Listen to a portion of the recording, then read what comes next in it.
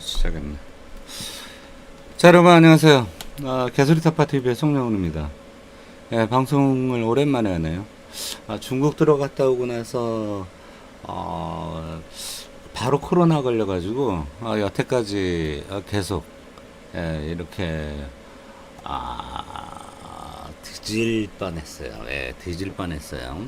그래서 근데 또 오랜만에 또 이 라이브를 하려고 방송을 켜니까 수익 정지돼 있네.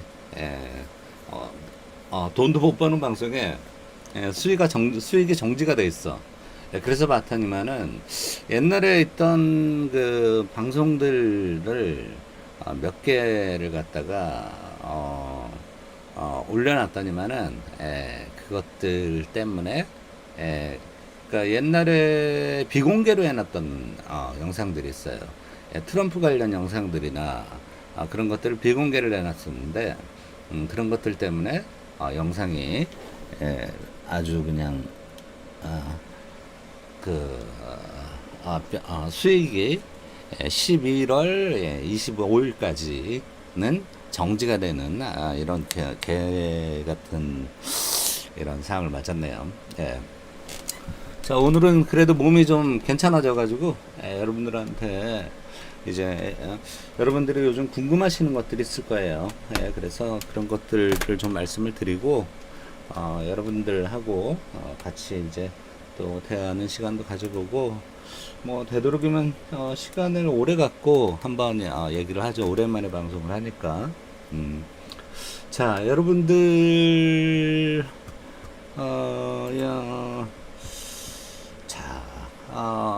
오늘 원래 이제 방송의 주 내용은 뭐냐면은 이제 AI에 관한 것들, 그 다음에 블록체인과 비트코인에 관한 것들, 그 다음에 이제 뭐 향후 비트코인 전망, 현재 미국의 엔비디아가 갑자기 뭐 9.3% 폭락하고 뭐 이러면서 굉장히 뭐 AI 버블이다.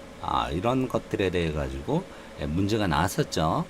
그런 것들을 어떻게 우리가 받아들여야 할까? 그 다음에 이제 역시나 궁금한 한국의 부동산 전망인데 부동산 전망을 해드리는 게 아니라 부동산이 어떻게 갈 것인가를 화면으로 이제 써가면서 여러분들한테 왜 지금 이 상황이 됐고 왜 제가 말하는 대로 될 것인가에 대한 것들을 이제 말씀을 드리겠어요. 그 다음에 이제 기타 시사를 조금 뭐 뉴스에 나오는 뭐 현안 기사 조금 여러분들한테 말씀을 해드리는 그런 시간 갖겠습니다. 자, 바로 갑니다. Let's get it. 자, 일반 시사 쪽으로 한번 이야기를 해보죠. 제가 이제 요즘 유튜브나 이런 부분들에서 좀 잘 안 하게 되는 게 이제 옛날에 그 뭐 이제 안씨라든지 이제 이런 사람들하고 이제 엮여가지고 했던 그 뭐 그런 것들이 그 당시에는 필요했었지만은 지금으로서는 이제 필요하지 않은 상황들에서 이런 이제 혐오 유튜버들, 뭐 쯔양 협박 혐의 유튜버들, 뭐 이래서 첫 재판에서 혐의를 부인하다 뭐 이런 것들을 이런 식의 이제 소위 그 유튜버들 갖다 욕먹이는 그런 사람들이 너무나 많이 나오는 거예요. 그래가지고 이게 너무 싫은 거예요. 이런데 엮이기도 싫고 뭐 구제역 이름도 좀 그렇죠. 카라큘라 여러분들 카라큘라는 좀 잘 모르실 거예요. 카라큘라는 이제 형사 탐정 탐정이에요. 탐정 자격증. 그러니까 우리나라에 탐정 자격증을 주는 데가 수십 군데가 있는데 거기서 탐정 자격증을 받아가지고 이제 탐정으로 활동하는 애인데 뭐 그런 게 있어요. 카르큘라, 뭐 크로코다일에서 뭐 공갈방주, 유튜버들이 이제 돈을 벌기 위해서 가진 이상한 그런 것들을 많이 쓰는 거를 이제 보면서 이거 좀 하기 싫다. 같이 싸잡혀 가지고 이렇게 되는 것이 아닌가. 이런 거죠. 그리고 이제 제 방송 타이틀이 워낙 이제 좀 세기 때문에 예, 이런 뭐 주작감별사, 최 변호사 이런 데에 있는 이제 이런 옛날에는 이런 사람이 있었으면은 여기에 대한 이제 이 사람들이 하는 개소리에 대해서 타파를 하는 그런 방송을 했을 건데 요즘은 그런 게 싫어요. 그래서 이제 안 하고 있는 그런 상황이죠. 예, 뭐, 쯔양 씨를 상대로 이제 금품을 갈취한 혐의로 기소됐다. 예, 근데 이제, 혐의 전면 부인, 뭐, 혐의를 전면 부인했다. 뭐, 이런 거. 예, 근데 이제, 어떻게 보면은 이제, 일반 사람들의 입장에서 보면은 좀 이제, 너무 저속하다. 너무 이제, 뭐, 좀 너무하다라는 그런 거. 그 다음에 이제 돈을 가지고서 하는 사람들 같은 경우, 돈을 좀 많이 버는 유튜버들 같은 경우에 노리는 그런 사람들이 많아요. 네. 근데 이제 유튜브라는 게 여러분들이 생각하는 것만큼 이게 쉽지는 않아요. 쉽지는 않기 때문에, 어, 그 사람들도 굉장히 노력을 들여가지고 하는 거거든요. 인기 끄는 데까지도 굉장한 이제 자기 자신의 탤런트라든지 아니면은 뭐 노력이라든지 그런 것들이 있어가지고 그렇게 하는 건데 그렇게 하면 사람들이 꼭 복권 탄 건 줄 알아요. 그래서 그 복권 탄 줄 알고 거기다가 돈을 뜯으려고 이제 막 그러는 여러분들 그 복권 타면은 주변에 이제 이렇게 좀 뭐가 꼬이죠, 그쵸? 거짓대들이 이제 꼬이는데 그런 개념이 아닐까 이렇게 생각을 해요. 근데 이런 것들, 뭐 여기서 이 카라클라 같은 경우에는 이제 구제역과 카라클라는 인터넷 방송자 BJ 수트로부터 스캠 코인 사기 영상, 이런 거 BJ 수트라는 애가 또 스캠 코인 사기 영상을 갖다가 또 만들어 가지고 이걸 또 뭐 2,200만 원, 3천만 원을 갈취한 혐의도 있다. 근데 좀 그래요. 예. 얘네들이 아무래도 생계형이다 보니까 갈취를 하더라도 뭐 억대가 넘어가는 그런 건 없고 뭐 2,200만 원, 3천만 원을 갈취한 혐의 뭐 이런 것 같은 경우에 사실 뭐 이런 거 한번 보세요. 여러분들 이런 거. 자, 자, 요번에 이제 팀F를 비롯해가지고, 팀F, 위메프, 뭐, 위시, 이런 뭐, 미정산 사태가 엄청나게 발생을 했죠. 그래서 2,900억 규모의 금융기관 만기 연장 이자 유예 조치, 정책금융 지원, 자금 지원 등의 조치를 해먹는 거죠. 사실 이렇게 졸라게 크게 해먹는 애들은 이게 어떻게 보면은 저 감옥도 많이 안 가요. 감옥도 짧게 가요. 그리고 이렇게 좀 많이 해먹은 놈들은 때깔도 좀 좋게 보죠, 사람들이 아무래도. 이게 좀 이렇게 뭐 좀 레벨로 있게 해먹었다. 이래서 뭐 감옥에서도 이제 별반 그런 이제 좀 대우를 받죠. 그리고 뭐 돈도 이제 크게 먹었으니까 2,900억. 그래서 근데 이제 이 쯔양이나 이런 데 있는 이 구제역이나 이런 카라큘라 이런 사람들 같은 경우에는 뭐 2천만 원, 뭐 3천만 원 해먹고 이건 뭐 좀 그렇죠. 근데 이러면 안 돼요. 팀F 피해사에다가 2,900억을 지원을 했다. 2,900억 지원을 왜 해? AK몰로도 확대를 한다. 그러면 인터파크하고 팀F 다 같은 회사죠, 그렇죠? 다 같은 회사 계열 회사에서 있는 거예요. 이래서 팀F 위메프 미정산에 2,900억이면은 AK몰로도 확대한다 그러면 또 늘어날 거 아니야. 그러면 오늘 9일부터 8억 원의 미정산 금액이 발생한 인터파크, AK몰 여기도 지원한다라는 거면 2,900억에다가 800억이면 3,700억이잖아, 그치? 3,700억을 갖다가 정부가 하는 거예요. 자, 물론 여기에 좋은 뜻이 있습니다. 뭐냐면은 이제 여기에 티몬이나 위메프 같은 데에서 하는 사람들 같은 경우에는 영세한 인터넷 사업자, 얘네들은 이제 포털이잖아요, 그쵸? 소셜 커머스이기 때문에 이 소셜 커머스 안에서 장사를 하는 애들이란 말이에요. 그런 그 사람들을 구제해주기 위한 미정산, 그 사람들이 물건을 팔았는데 돈을 못 받았어. 아니면은 그 사람들이 어떤 사람들이 물건을 샀는데 물건을 못 받았어. 이런 것들이 이제 미정산이 되는데, 이런 기업에 2,900억 규모의 이제 이런 걸 해준다라는 거예요.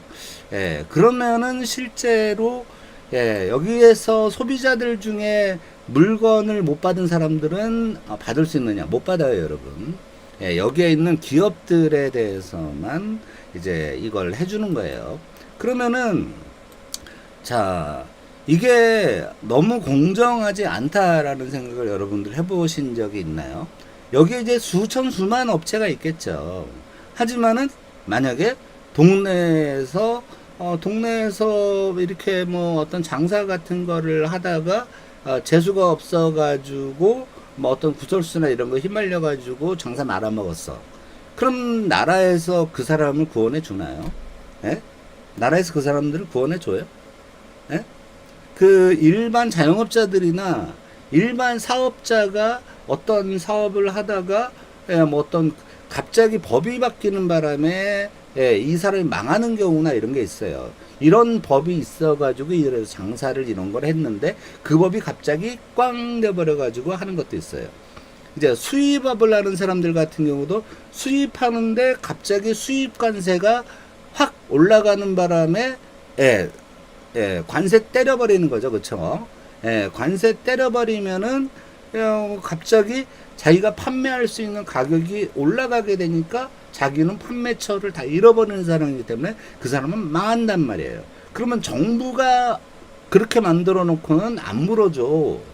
정부가 그렇게 만든 것도 안 물어줘. 하물며 티맵프나 위맵프 그 다음에 인터파크 AK몰 같은 경우에도 전부 다 그런 거잖아.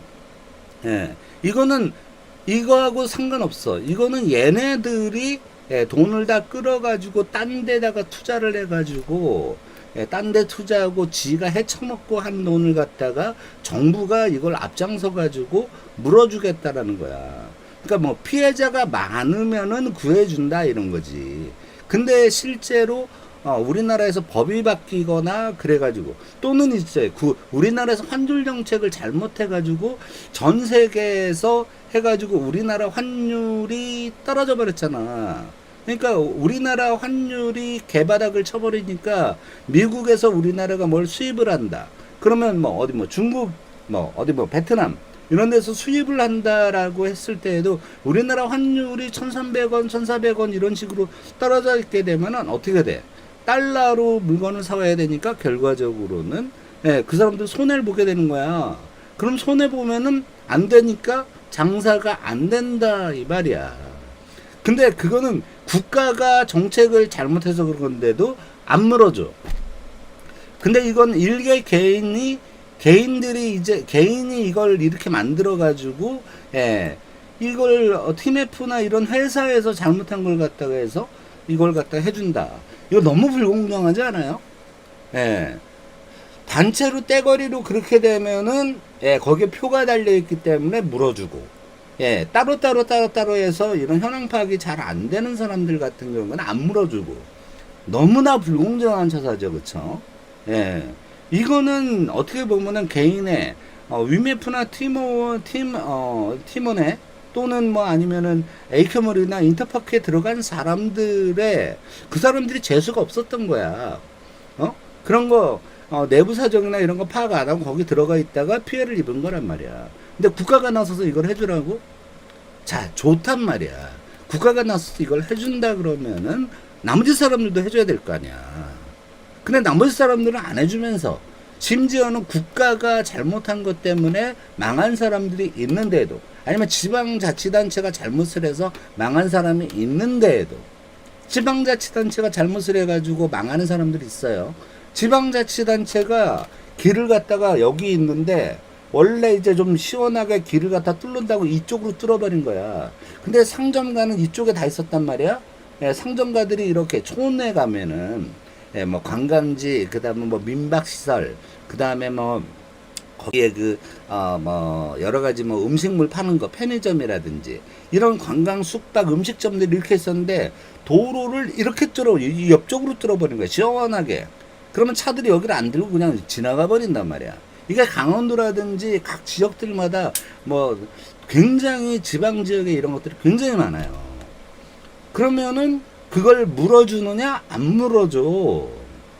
예. 근데, 이렇게 한다는 거는 이거는 정부가 쓰레기라는 거야. 이거는 공정한 정책이 아니다라는 거야. 시장 경제가 에 맡겨야 되는데 시장 경제를 갖다가 TMF를 갖다가 지원해 준다라는 걸 통해 가지고 자기네들이 그걸 막을 의지가 있다라는 거야. 근데 이제 이거는 내가 만약에 이런 걸 집행하는 사람이면 이런 건 시장에서 잘못한 것이 시장에서 잘못된 것이기 때문에 우리는 자유시장 경제이기 때문에 시장 안에서 일어나는 것은 범죄가 아닌 이상은 우리는 뭐 그것에 대한 책임은 없다. 이 사람들을 처벌하고 이 사람들에 대해서 벌금을 부과하고 그 다음에 거기에서 청산 절차에서 나온 금액을 가지고 TMF에 있는 사람들을 해주는 거. 그런 건 되지만 이걸 국가 돈으로 갖다 떼운다. 여러분들이 다 낸 돈으로 이거 내는 거야. 여러분들이 다 낸 돈으로 이거 하는 거라니까. 미친 거지. 이런 건 하는 게 아니에요. 네. 크게 해먹은 놈들은 지금 요즘에 우리나라에 있는 망해야 될 엄청난 그 건설사들 이거 지금 다 국가 돈이나 여러분들 세금으로 지금 다 때려 맞고 있는 거란 말이에요.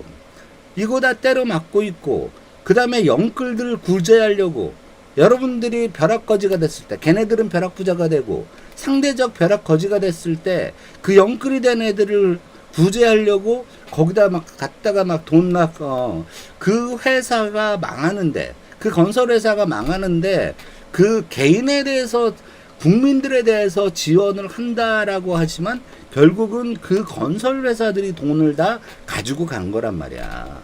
그러면은 당장 쓰러져야 될 시장경제상에서 쓰러져야 될 그 건설회사들 같은 경우는 잘못을 해놓고도 분양가 지네 마음대로 멋대로 올려가지고 땅 뭐 비싸든 말든지 간에 사가지고 분양가 뭐 엄청나게 올려가지고 분양가 상한제라는 것도 허울뿐인 분양가 상한제를 통해 가지고 올려놓고는 걔네들은 배땅땅거리면서 국가가 우리가 망하면은 타격이 있으니까 뭐 국가적인 도움이 필요하다 이지랄 저지랄 해가면서 그 다음에 거기다가 뭐래 라비를 해가지고 그걸 갖다 한다. 이거 미친 거지. 그런 걸 하면 안 되는 거예요. 자, 몇 가지 시사만 더 하고 본론으로 들어가도록 할게요. 이 이재명이가 지역화폐법을 강행을 한다. 이재명이야 민주당. 이게 나라 거덜내는 거예요, 여러분. 야권 지역에서 지역화폐 개정안을 10일 본회의 처리 방침이다. 그럼 지역화폐라는 게 뭐야? 지역화폐라는 게 지방정부가 화폐를 발행해가지고 그걸 갖다가 뿌리는 거예요. 그러면은 지방정부가 그걸 뿌리려면은 거기에 따른 준비금이 있어야 되잖아. 자, 만약에 만약에 여러 군데로 상품권을 뿌렸어. 지방정부가 화폐를 발행했어. 그래가지고 여기저기다가 선심성 행정을 했어. 선심성 행정을 했는데 그러고 나서는 그게 가게로 갔다가 삥삥 돌다가 그 다음에 다시 지방정부로 해가지고 이 돈 내놔라고 이게 들어온단 말이에요. 그러면 이 돈을 갖다가 줘야 되잖아. 처음에는 종이만 찍어서 이건 10,000원짜리 이건 50,000원짜리 뭐 이래가지고 줬단 말이야. 근데 이게 나중에 돌아와가지고 돈을 내줘야 될 상황에서는 지방정부가 돈이 없단 말이야. 그게 지역화폐란 말이야. 그러면은 이 돈을 어디서 해야 되냐? 국가에서 지방정부로 돈을 줘야만 지역화폐를 발행할 수가 있는 거예요. 그러니까 한국은행에서 돈을 갖다가 얘네들한테 지방정부에다가 현찰을 줘야지만 이걸 갖다가 하는 거야. 그러면 각 지자체에서 뭐 몇십억 하겠어? 몇십억, 몇백억씩 이거 지역화폐라는 거 발행을 하면은 이 돈을 다 정부에서 갖다 내야 되는 거란 말이야. 갖다 줘야 되는 거란 말이야. 그러면 이게 뭐냐? 결과적으로는 선심성 행정이 되는 거고, 그 다음에 지방정부 병들고, 지방정부는 그 돈을 가져올 때 그 돈을 다시 갚기로 하고 가져오지. 그러고는 한국은행이나 정부는 그걸 주는 거잖아. 그러면 결과적으로는 우리나라 한국의 재무 건전성, 국가 재무 건전성을 해치는 그러한 정책이 된단 말이에요. 그래서 지역 화폐를 갖다가 하는 것 같은 경우에는 다른 나라에서 많이 안 해요, 여러분. 지역 화폐를 갖다가 하는 그런 데들 같은 경우는 우리나라가 지역 화폐를 제일 많이 발행을 해요. 이거는 되는 게 아니란 말이에요. 지역 화폐는 지방정부의 지방자치 차원에서 이루어진다라고 하면 모르겠지만, 이걸 국가 차원에서 지원을 해줘야지만 할 수가 있는 지역 화폐이기 때문에 그것은 될 수가 없다라는 거예요. 지역 화폐에 대한 수익성을 갖다가, 자, 지역 화폐를 갖다가 사람들한테 이걸 갖다가 얼마로 해가지고 거기에 따라서 그 들어와 있는 돈, 지역 화폐를 만약에 다른 사람들한테 뭔가 세일로 해서 뭐 시장 상인들한테 지역 화폐를 갖다가 아니면 일반 영세한 사람들한테 이걸 나눠줬다. 또는 뭐 10% 할인된 가격이나 20% 할인된 가격으로 나눠줬다. 그러면 그거 돈을 받아가지고 그 돈 가지고 어떤 수익성 있는 걸 사업을 해가지고 어디다 펀딩을 하든지 해가지고 그만한 수익을 해가지고 이게 돌아갈 수 있는 구조면 괜찮아. 근데 그렇지 않은 게 우리나라의 지방 화폐란 말이에요. 그렇기 때문에 이거는 하면 안 되는 제도거든요. 근데 이 이재명이 이거 25만 원 뭐 준다고 25만 원 뭐 국민 상들이 25만 원씩 전 국민 상들이 25만 원씩 주면은 여러분들 입장에서 뭐 그거 주고 말아. 하지만 정부 재정에는 5,200만 명 대상을 갖다가 저거 없이 아무 근거 없이 그냥 나눠져 버리는 거예요. 이게 무슨, 여러분, 연봉 10억을 받는 사람한테도 25만 원 주는 거예요. 연봉 뭐 3억, 4억, 8천 이렇게 받는 사람도 주는 거예요. 이 25만 원은 이제 차상위 계층이나 이런 그 하부에 있는 이런 그 영세민들, 그 다음에 생보 대상자들을 갖다가 생활보호 대상자들을 갖다가 조금 더 거기다가 몰아서 줘야지. 그게 선별적 복지를 해야지. 이렇게 그냥 전국민 대상으로 25만 원씩을 준다. 그러면 그 25만 원씩을 갖다가 사람들이 쓴다. 그러면 이거 쓴으로 해서 경제가 활성화된다. 뭔 연병 같은 소리인지 모르겠어요. 이거는 정말 되먹지 않은 그런 행정이기 때문에 하면 안 되는 거예요. 자, 이 윤석열 정부, 저는 보수지만은 왜 이러는가, 왜? 2026년 의대 증원 조정 어떤 한이든 열린 대화를 하자. 2025년은 불가하다. 뭔 개소리야 이게. 열린 대화를 오픈 토크를 하자고 해놓고 오픈 커뮤니케이션 하자 그래 놓고 2025년은 불가. 뭔 개소리인지 모르겠어요 이게. 응? 의료계가 2025학년도 증원 백지화 요구엔 불가 방침. 왜 불편을 초래하지? 왜 국민적 불편을 초래하는, 그 다음에 지지도 낮아지고, 그 다음에 악성 보수 정당을 갖다가 두렵게 하는 이런 개혁적인, 이거를 하는 것 같은 경우에는 이게 진보 정당이나 좌빨 정당이 해야 되는 거란 말이야. 근데 이걸 왜 보수 정당이 하냐고. 왜 지랄을 해가지고 이렇게 돼버리냔 말이에요. 이 정부가 이런 식으로 하면 안 되는 거예요. 그리고 오픈을 하자. 오픈 마인드로 대화를 하자 그랬으면 25년까지 포함해야지. 내년이잖아. 2025년 여기까지 이것까지 해가지고선 해야 되잖아. 근데 제가 제 방송 여러 번에 보면은 전에 거의 방송들을 보면은 얼마든지 의사들이 납득할 수 있을 만한 의사들의 증언 방침이 있어요. 근데 이건 아닥하고 증언이잖아. 아증이잖아. 그러니까 사람들이 이제 증오하는 거지. 아닥하고 증언하는데 그러면 의사들이 어떤 의사들이 하겠냔 말이에요.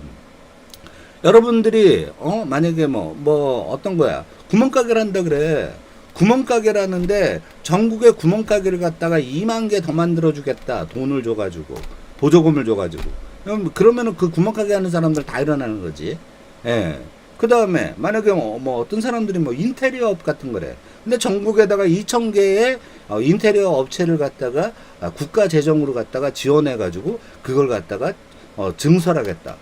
그러면 인테리어하는 사람들 다 일어나는 거지. 응? 어떤 업종이든 똑같은 거예요. 근데 보수적인 관점에서 하면은 참 점진적인 증언이 돼야지 그게 아니고 역 같은 이런 증언으로 가버리게 되면은 이런 거는 누가 해도 안 된다라는 거예요. 자, 여러분들 이제부터 본 게임입니다. 본 게임인데 자, 미 일자리 지표가 충격이죠. 그래서 해리스, 트럼프 승부의 관건, 뭐 이런 것들이에요. 그 다음에 이제 비트코인의 현재 같은 것들을 이야기하고 있는데, 제가 말씀드렸어요. 비트코인은, 미국이 비트코인을 인정하는 순간에, 바로 이것은 금과 같은 가치를 지니게 된다고 말씀드린 적이 있어요. 근데 여기에 트럼프는 뭐라고 하느냐? 비트코인을 매입하겠다. 국가 정부 차원에서 비트코인을 매입하겠다라는 정책을 취해요. 그거는 뭐냐? 비트코인을 인정한다는 거야. 금이나 이런 걸로 인정한다는 거예요. 그리고 제가 늘 말씀드렸듯이 100년 정도에 한 번씩 통화의 변혁이 일어나요. 기축 통화의 변혁이 일어나는데 영국 파운드화에서 프랑스 루브라에서 이런 것들에서 지금 이제 바뀐 게 바로 달러화로 바뀐 게 100년이에요. 그럼 그 100년 동안 바뀌었던 것들에 대해서 이 앞으로의 가는 것들 같은 경우에는 지금 이제 하나의 달러 하나의 그것만 갈 수는 없어요. 유로화도 가고, 그 다음에 금도 가고, 근데 여기에 하나의 유로와 달러, 금, 뭐 이런 것들에다가 여기에 하나가 더 추가되는 게 바로 비트코인이란 말이에요. 암호화폐란 말이에요. 암호화폐라는 게 급락 후 소폭 반등했다라는 거죠. 이게 한때 이제 1,500달러까지 2016년인가요? 딱 같이 떨어졌다가 지금 이제 6만 달러까지 올랐다가 지금 소폭 이제 떨어진 거죠. 이런 게 미 경기 둔화의 우려에서 주식이 폭락했죠. 엔비디아 같은 경우는 9.3% 폭락을 했어요. 엔비디아 아시죠, 여러분들? 이 GPU를 만들어서 그래픽 카드를 만들어내는 그러한 회사가 엔비디아죠. 스티브 왕인가요? 그래서 가상자산의 동반 하락인데 주식은 폭락했지만 가상자산은 폭락하지는 않았다라는 거예요. 금리 인하 기대감이라는 거는 이 연준이란 데들이 여러분들 이 모든 것들이 지금 미국의 이 그 정권이라든지 이런 데서 하는 것에 대해서 전 세계가 민감하게 반응하는 게 이게 바로 인터내셔널리즘이라든지 이 글로벌 리스트들이 생각하는 이게 함정이에요. 우리는 언제나 이 함정에 빠져가지고 허우적거리는 그런 상황이에요. 이런 것들은 일어나는 게 아니에요, 여러분. 여러분들이 이런 것들이 자연적으로 일어난다라고 생각을 하시는 순진한 분들이 굉장히 많아요. 근데 이러한 것들은陰謀論이 아니에요, 여러분들. 이러한 것들은 딱 봤을 때 이런 것들이 됐을 때 돈을 버는 인간들이 있단 말이에요. 돈을 버는 인간들이 있어요. 급락 후 급락. 급락이 왜 엔비디아 주식이라든지 이런 것들이 왜 급락을 했을까요, 여러분들? 경기 지표가 나온다라는 것들을 갖다가 월가에서 이걸 몰랐을까요? 이제 경기 둔화 지표가 나온다라는 걸 월가에서 있는 이 그 거대 자본들, 이를테면 유대계 자본들이라든지 이런 자본들이 몰랐을까? 알았단 말이야.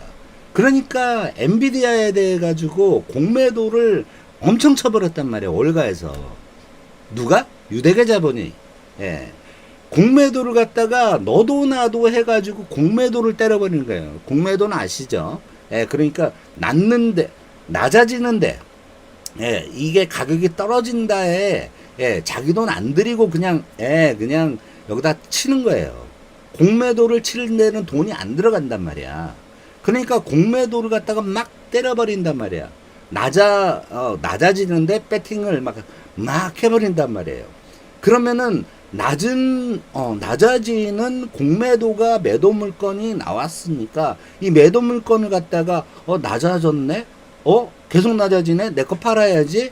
예, 이래서 연쇄 반응이 일어나는 게 예, 하루 만에 9.3% 거의 10%대가 떨어지는 그러한 상황이 발생하는 게 이게 월가의 공매도 때문이란 말이에요. 월가, 인텔, 예, 지금 들어가 있는 게 월가, 인텔 뭐 이런 식으로 해서 전부 다 뭐냐 하면은 IT 관련 플러스 여기에 대해서 예, AI 관련 주식들이 떨어졌어요. 자, 그러면 AI 관련 주식들이 왜 떨어졌을까? 여러분들 AI 관련 주식들은 왜 떨어질까? AI 관련 주식들 같은 경우에는 AI 거품론이라는 게 있잖아요. 그쵸?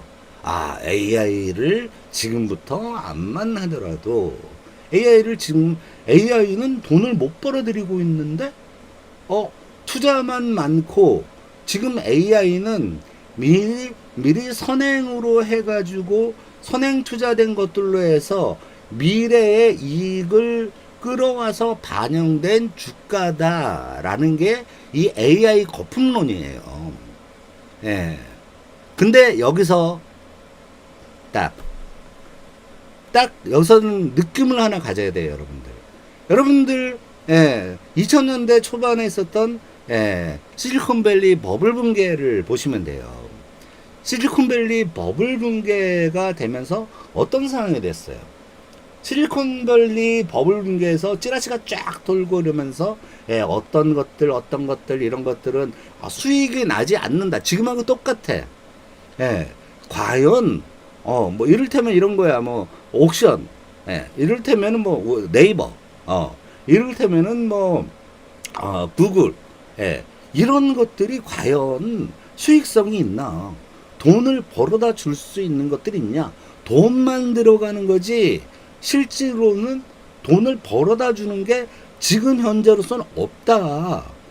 배당도 없는 거에다가 그걸 갖다가 배팅이라는 미친 짓을 하는 게 그때에도 이 IT라는 거는 앞으로 수익이 발생하려면 미래에 있는 수익을 끌어와서 주가가 반영돼 있다. 이래서 IT 버블 붕괴가 일어났던 거란 말이에요.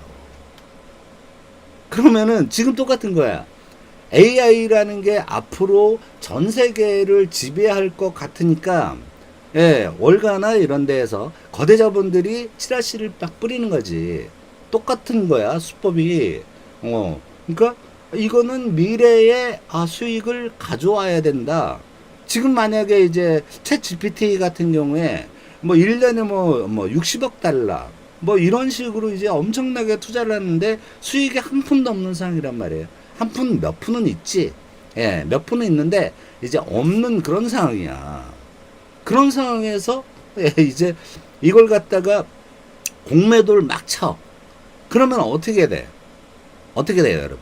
공매도 공격이 계속 들어가는 주식들은 월가에 있는 거대 자본 공매도기 때문에 이거는 이게 옛날에 있었던 이 주식을 하는 사람들이 다른 거는 그때 당시에 버블 붕괴가 IT 버블 붕괴가 왜 일어났는지는 생각을 안 하고 그때 당시에 IT 버블 붕괴로 망했다. 손해봤다. 뭐 이런 사람들 있잖아요. 근데 그때 가지고 있었던 사람들은 어떻게 됐어요? 대박이 났지. 그때 낮은 가격에서 저점을 갖다가 이쯤이면 저점이다. 이제 공매도 하지 말고 이제 사자. 사자라고 했던 그런 월가의 거대 자본들은 돈을 버는 거예요, 여러분. 그렇게 해가지고 거기서 우량주만 낮게 막 만들어 놓고 그걸 갖다가 매수를 하는 게 이게 돈 놓고 돈 먹기인 상황인 거예요. 근데 공매도라는 건 돈도 안 들고 꽁으로 먹는 거기 때문에 이게 완전히 이건 뭐 저기 이거 뭐 저거지. 김삿갓이 대동강물 팔아먹는 거나 똑같은 거라고 보시면 돼요. 그런 거야. 안 된다는 거죠. 예. 이 월가의 거대 자본은 절대로 여러분들이 이길 수는 없어요. 근데 월가의 공매도가 있다 그러면은 그건 이런 신호로 받아들여야 돼요. 예.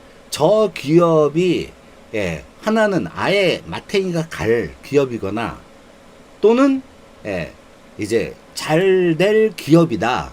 그래서 일부러 주가를 낮춘 다음에 저가 매수한다. 라고 두 가지로 생각을 해야 되는데 이걸 어떻게 아냐? 어떻게 알기는 어떻게 알아? 지금의 트렌드가 어떤 거예요? 앞으로 향후 대세는 AI다. 라는 거예요. AI다. 라는 거야. 자, 그러면은, 이 AI CPU 시장은 인텔이 거의 90%를 독식을 하고 있어요. 근데 인텔의 주가 봐. 완전히 그냥 바닥으로 떨어져 버렸잖아.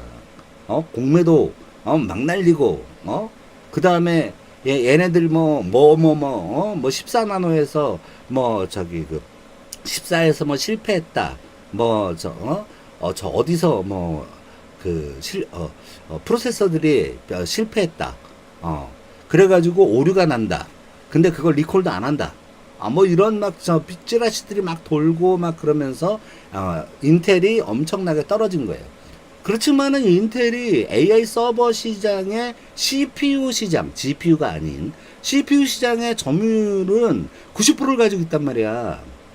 그리고 점점 더 X 시리즈라는 걸 발매하면서 점점 더 커지고 있는 상황이야. 근데 문제는 뭐냐 하면은 인텔이 파운드리 시장에 진출을 한다고 더 자금을 막 때려봤어. 미친 짓이지. 기술이 없는데 파운드리 시장을 한다고 이걸 막 돈을 때려보니까 인텔이 거기서 공장은 졌는데 물건은 못 만들어. 돈은 들었어. 미국 보조금 받아가지고. 근데 이게 약속된 플레이가 안 나는 거야. 대만전이 안 나네. 대만전이 안 나오기 때문에 그 다음에 이 기술을 갖다가 대만에서 가져와야 되는데 자기네는 12나노까지 만들 기술밖에 없어, 인텔은. 근데 12나노까지 만들 기술 그걸로 해가지고 이걸 하기에는 인텔은 파운더리 시장에서는 문제가 생겨버리는 거란 말이에요. 특히나 인텔 같은 경우는 여러분 전 세계의 PC 시장과 서버 시장의 CPU를 거의 과점하고 있는 상황이란 말이야. 독과점하고 있는 상태예요. 그 이후에 이제 AMD라는 옛날에 사이러스라는 CPU 그런 거하고 이것저것 끌고 모아가지고 한 대로 다 합친 게 인텔을 대항하는 AMD라는 그런 회사가 있어요. 그러고는 AMD인 거야. AMD도 서버 시장에 나오고, 그 다음에 인텔도 서버 시장에 나와요. 근데 이제 AMD가 너무나 이제 작업 용도인 이제 쪽으로 갔고, 그 다음에 이 엔비디아 같은 경우에는 인텔 같은 경우에는 작업 용도인 CPU에다가 거기다가 여러 가지, 그러니까 게임 같은 것도 완전하게 같이 붙여가지고 한 프로세서에 CPU와 GPU가 같이 하는 그런 기능도 있어요. CPU가 GPU 기능을 갖다가 대신해가지고 대리해가지고 돌리는 그런 프로세서들도 있어요. 여러분들이 이제 그냥 그래픽카드 안 꽂고 저가형 PC에서 CPU 하나만 꽂으면은 그 안에 GPU까지 있어가지고 인텔 H60 이런 것들, 이런 거 AMD R7 이런 걸로 해가지고 같이 CPU하고 돌아가는 게 그런 거예요. 큰사람님이 안녕하세요. 그렇기 때문에 나 코로나 걸렸다가 이제 났어. 이제 조금 났어요. 그래서 그렇기 때문에 이 AMD라는 시장이나 이런 데를 다 떠나더라도 인텔은 CPU 시장을 과점하고 있는 상황에서 얘네가 뭘 한다? 뭐해? 파운더리를 한다? 인텔이 파운더리를 자체적으로 한다라고 했을 때는 인텔에다가 파운더리를 누가 맡겨? 다 적국이야. 퀄컴도 적국이고 AMD도 적국이고 다른 전화기 시장도 다 적국이란 말이야. 근데 인텔에다가 전 세계 PC와 서버 시장을 갖다가 다 먹고 있는 인텔에다가 파운더리 물건을 넘긴다고? 뭔 개소리를 하는지 모르겠어. 예. 아, 야간 대리근무 중이세요? 아, 고생이 많으시네요. 예. 그렇기 때문에 인텔의 파운더리 같은 경우에는 원래 조지는 그러한 상이었어요. 공장 하나마다 20억 달러 뭐 이렇게 해가지고 인텔이 200억 달러를 갖다가 들여가지고 미국 전역에다가 파운더리 공장을 만들겠다.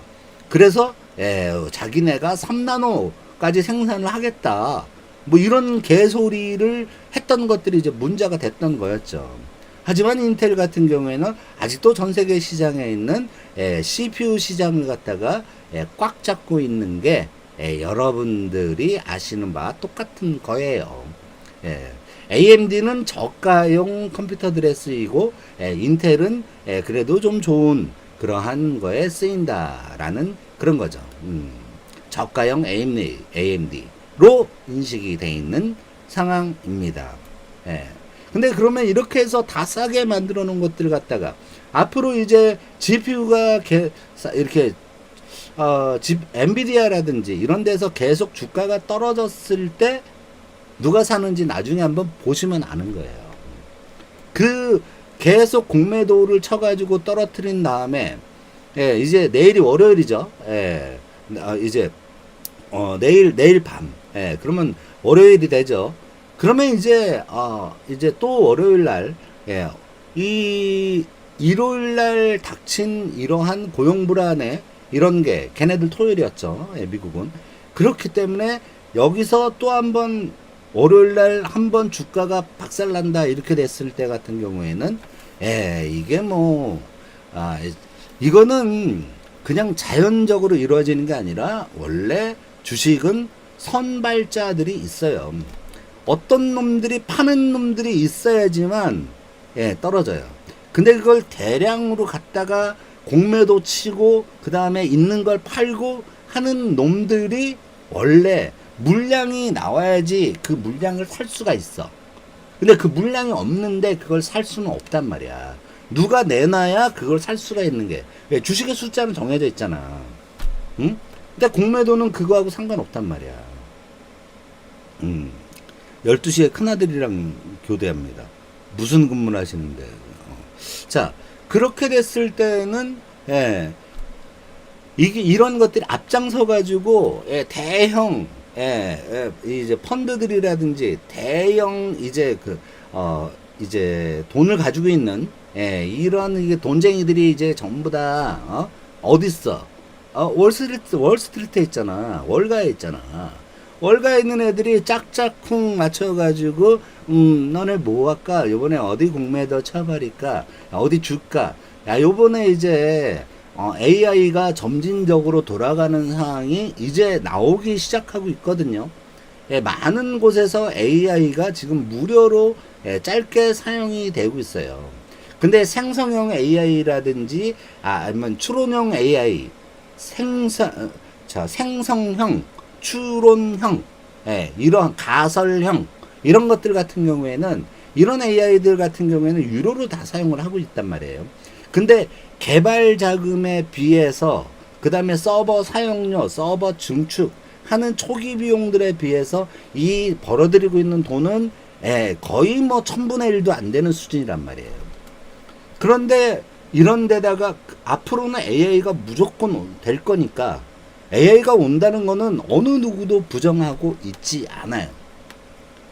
근데 이거를 확실히 알고 있는 건 월가에 있는 인간들 같은 경우에는, 월스트리트에 있는 인간들 같은 경우에는 그때의 IT 버블이었었던 때에 저가에서 모조리 왕창 매수를 해가지고 가지고 있다가 그걸로 대박을 터트리는 그런 인간들이란 말이에요. 자, 마이크로소프트까지 지금 막 떨어지고, 오만상 모든 것들이 다 떨어졌죠. IBM도 떨어지고, 예, AMD도 떨어지고, 예, 뭐 다 떨어지는, 예, TSMC도 떨어지고, 이러한 상황을 만들고 있는 게 지금 현재의 월가의 거대 자본 세력이다라고 보시면 되는 거예요. 예. 이거는 추측을 하는 게 아니에요. 예. 이거는 추측을 하는 게 아니라 이 물량을 던지는 애들이 누구야? 물량을 던지는 애들이 물량을 던지는 애들이 개미들이겠어? 물량을 던지는 애들은 앞방에 개미들이 물량 조금 던져봐야 무슨 효과가 있어? 거대 자본 몇 군데에서 엔비디아에다 공매도 쳐버리면은 낮은 가격으로 주식을 내버리는 거야. 그랬을 때 낮은 가격으로 그걸 매입을 하고 하면은 그게 이제 거래가 또 이루어지고 그런 거란 말이에요. 공매도는 없어져야 되는 제도예요, 여러분. 공매도는 일반인을 위한 제도가 아닙니다. 공매도라는 거는 일반인들을 갖다가 엿먹이는 제도예요. 공매도는 없어져 버려야 되는 금융권 애들의 실질적인 그 노름수단이란 말이에요. 그건 갬블이라고, 그거는. 자, 그러면은, 자, 지금 이런 걸 보시면은, 자, 월 구독료 267만원, 달러로 하면 2,000달러 정도 되죠. 챗 GPT에 질문하기 무섭네, 라는 거예요. 오픈 AI 차세대 AI 모델, 월 구독료를 하는데 스토베리인가요? 이게 내가 스트로베리네요. 스트로베리. 챗봇의 추론 모델 개발 중 이번 올가을에 이제 공개를 한단 말이에요. 올가을에 공개를 하는데 챗 GPT 개발사 오픈 AI가 현재 개발 중인 차세대 인공지능 모델의 월 구독료를 2,000달러로 책정하는 방안을 논의한다라고 보도했어요. 자, 근데 2,000달러라는 걸 갖다가 했을 때 이게 그러면 연간 오픈 AI는 얼마를 벌어들일까? 오픈 AI는 약 20억 달러 정도를 벌어들일 수 있어요. 예측 가능한 거는 당장 내년에 20억 달러 대단한 돈인 것 같지만은 여러분 오픈 AI를 갖다가 개발하고 거기에 서버를 사용하고 그 서버에서 엄청나게 서버를 갖다 또 업그레이드를 계속하면서 늘려나가고 거기다 데이터 센터 늘려나가고 다른 데들하고 이걸 연계를 시켜야지만 해요. 데이터 센터들하고 그런 것들 연결하는 비용하고 그 연결하면서 내는 사용료를 내는 것들하고 그렇게 해가지고 또 이 오픈AI 개발자들 그 다음에 관리 운영자들 이런 엄청난 사람들이 들어가서 초기이기 때문에 사람이 계속 들어간단 말이에요. 개발자들이. 그런 게 들어가 있는 상황에서 연간 20억 달러라는 거는 이건 뭐 그냥 한 20%? 30% 정도밖에 안 되는 거예요. 투자 비용에. 계속 돈이 들어가고 있는 상황에서 뭐 밑빠진 독에 물 붓기 식으로 계속 들어가고 있어요. 어느 정도 생성형 AI, 추론형 AI가 완벽하게 구현이 될 때까지는 돈이 1년에 뭐 60억, 70억, 100억 달러 뭐 이렇게 막 들어간단 말이에요. 근데 거기에 20억 달러 벌어봐야 5분의 1이잖아. 근데 월 구독료가 267만 원이다 라고 하면은 2,000달러다. 그러니까 이게 우리나라가 원래대로 하면은 우리나라가 환율 정책을 잘 취했으면 우리나라가 100원이었으면은 1,000원이었으면은 1달러에 1,000원이었으면은 200만 원이 되겠죠. 67만 원 환율 정책 잘못하는 바람에 67만 원 더 내야 되는 거죠. 자, 그랬을 때 어떻게 되느냐? 그랬을 때 어떻게 돼? 이걸 사용을 안 할까? 여러분, 저도 챗 GPT라든지 그 다음에 이런 AI 프로그램들을 여러 개를 써요. 예, 예, 이런 걸 여러 가지 써가지고 이제 BAM, BAM하고 그다음 이 저 건축 쪽에 쓰이는 이런 그 저 BAM이라는 그러한 것들하고 그 다음에 여기에다가 저 이제 그 AI를 접속시켜 가지고 생성형 AI하고 이런 걸 써 가지고 스케치를 하나 해놓고 이걸 갖다가 스캔 받은 다음에 그 다음에 이걸 PDF 파일로 밀어넣은 다음에 거기다가 AI에다 던져 넣으면은 야 이걸로 해서 요거랑 다른 모델로 해서 이러한 형태를 10개 생성해 라고 하면은 생성을 해준단 말이에요. 저도 쓰고 있단 말이에요. 유료란 말이에요. 예. 그러니까 뭐 한 달만 쓰고 일주일 뭐 그 다음에 테스트 기간 써보고 그 다음에는 이제 또 딴 거 쓰고 뭐 이런 식이지. 예?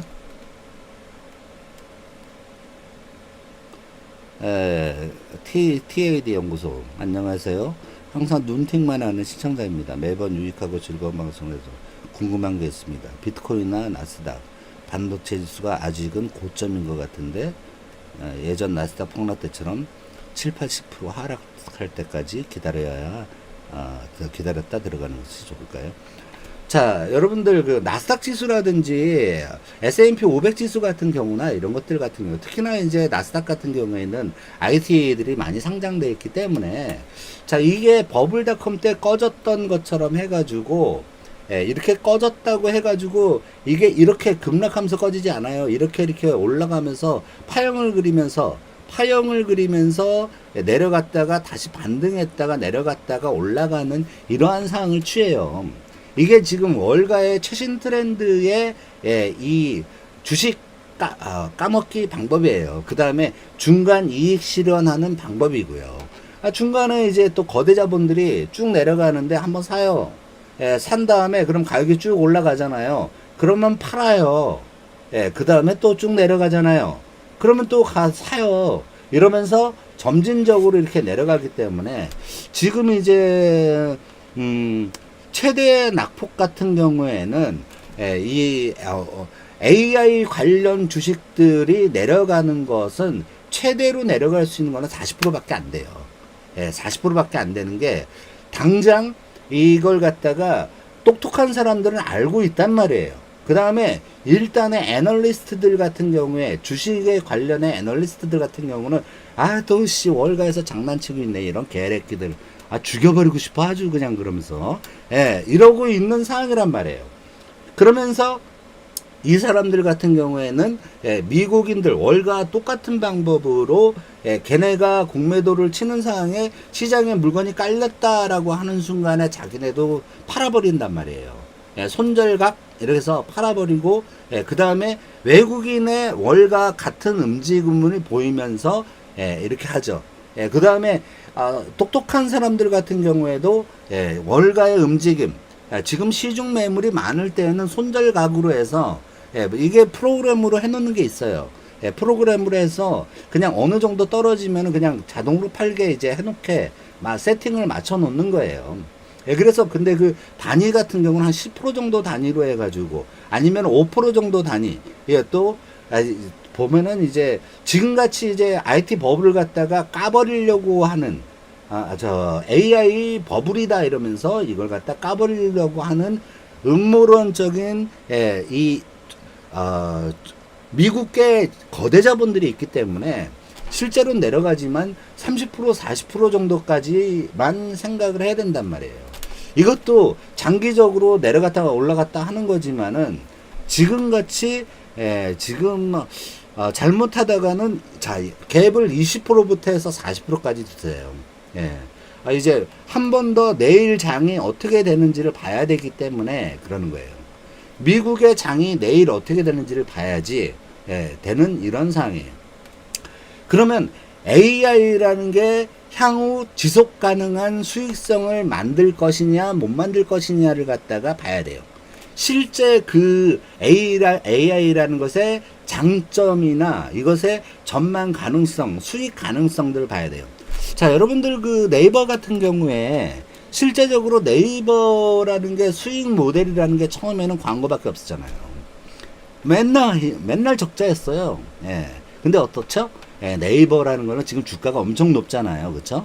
예, 그렇기 때문에 결과적으로는 예, 이게 플러스로 되는 거란 말이에요. 광고만으로 해도 예, 벌어들이는데 오픈 AI가 광고까지 하면서 그 다음에 이제 구독료까지 받았을 때 예, 근데 실제적으로 저 같은 경우에 자 이렇습니다. 자 오픈 AI에서 이걸 쓰는 사람들 같은 경우는 여러분들 전문적인 사람들이 쓰는 거예요. 여러분들이 생각할 때 오픈에 이 전문적인 사람들이 쓰는 AI와 일반적인 사람들이 쓰는 AI는 따로 차이가 있어요. 일반적으로 쓰는 사람들이 쓰는 AI는 다른 포털 사이트들의 데이터하고만 연동이 돼 있어요. 그렇기 때문에 여러분들이 일반으로 공짜로 쓰는 AI를 써가지고 이제 오픈챗을 갖다가 썼을 때 AI한테 물어봤다.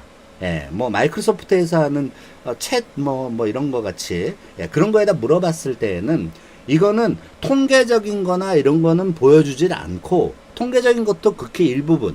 그러니까 전체 시장에 있는 포털 사이트들 같은 경우에 접속되어 있는 데이터 센터 일부만의 그것을 해가지고 특히나 한국에서 물었을 때에는 한국에 있는 데이터 센터들에 접속해가지고 그 답을 내주는 거예요. 그래서 공짜인 거예요. 이거는 이렇게 일반용.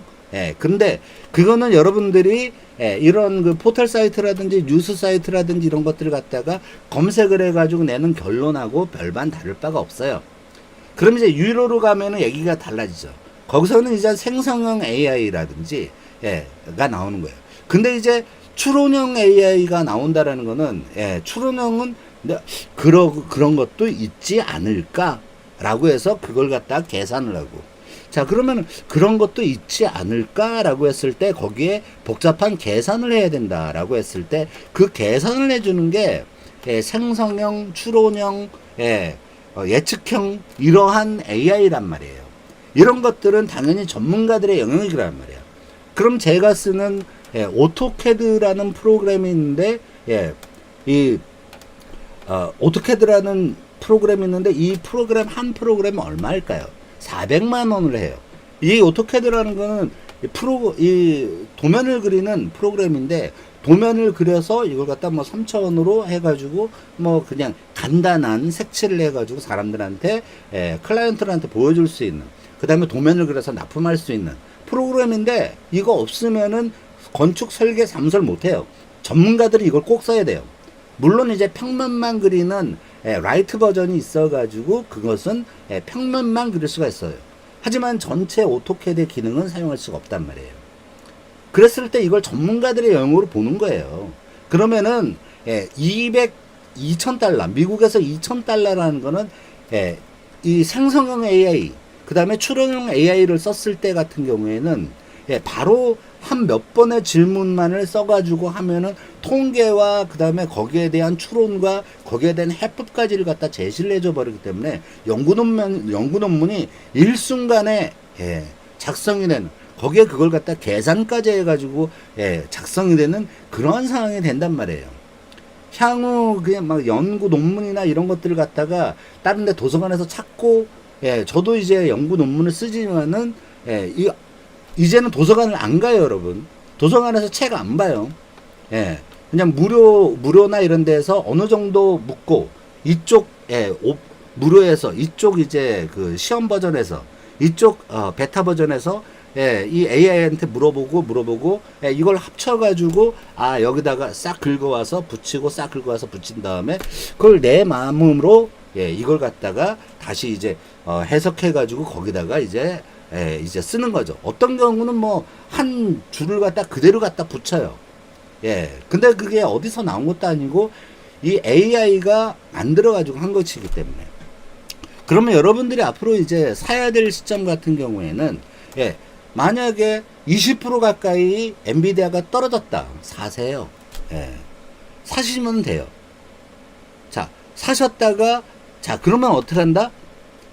만약에 엔비디아를 갖다가 엔비디아를 여러분들이 가능성이 있다.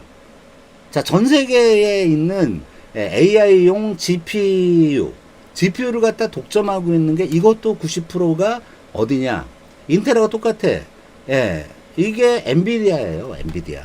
AMD나 기타 잡것들 같은 경우에는 뭐 마이크로소프트나 뭐 IBM이나 이런 것들 RISC 이런 데들 같은 경우에는 얼마 아니란 말이에요. AML 뭐 이런 데들 같은 경우는 얼마 안 먹고 있는 상이란 말이에요. 그러면은 이거는 확실하게 과점을 가지고 있기 때문에 얼마든지 이 찌라시만 없어지면 AI 거품이라는 말에 월가에서 나온 이 찌라시에 현혹되지 않는다라면은 80%에 사놓고 계속 보유하시면 연금이 돼요. 제가 봤을 때는 앞으로 향후 5년 내에 3배에서 4배까지 보실 수가 있어요. 그러면은 이제 거의 1년당 거의 100%를 갖다가 수익을 얻을 수가 있는 게 지금의 AI 주식이에요.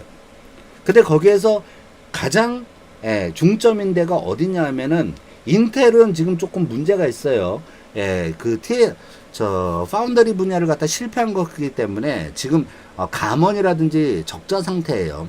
기술력이 굉장히 모자라는 상태고, 그 다음에 인텔을 TSMC 같은 경우에도 인텔을 갖다가 경쟁자로 인식하기 때문에 인텔 같은 경우에도 TSMC 같은 경우도 인텔을 앵꼽게 봐요.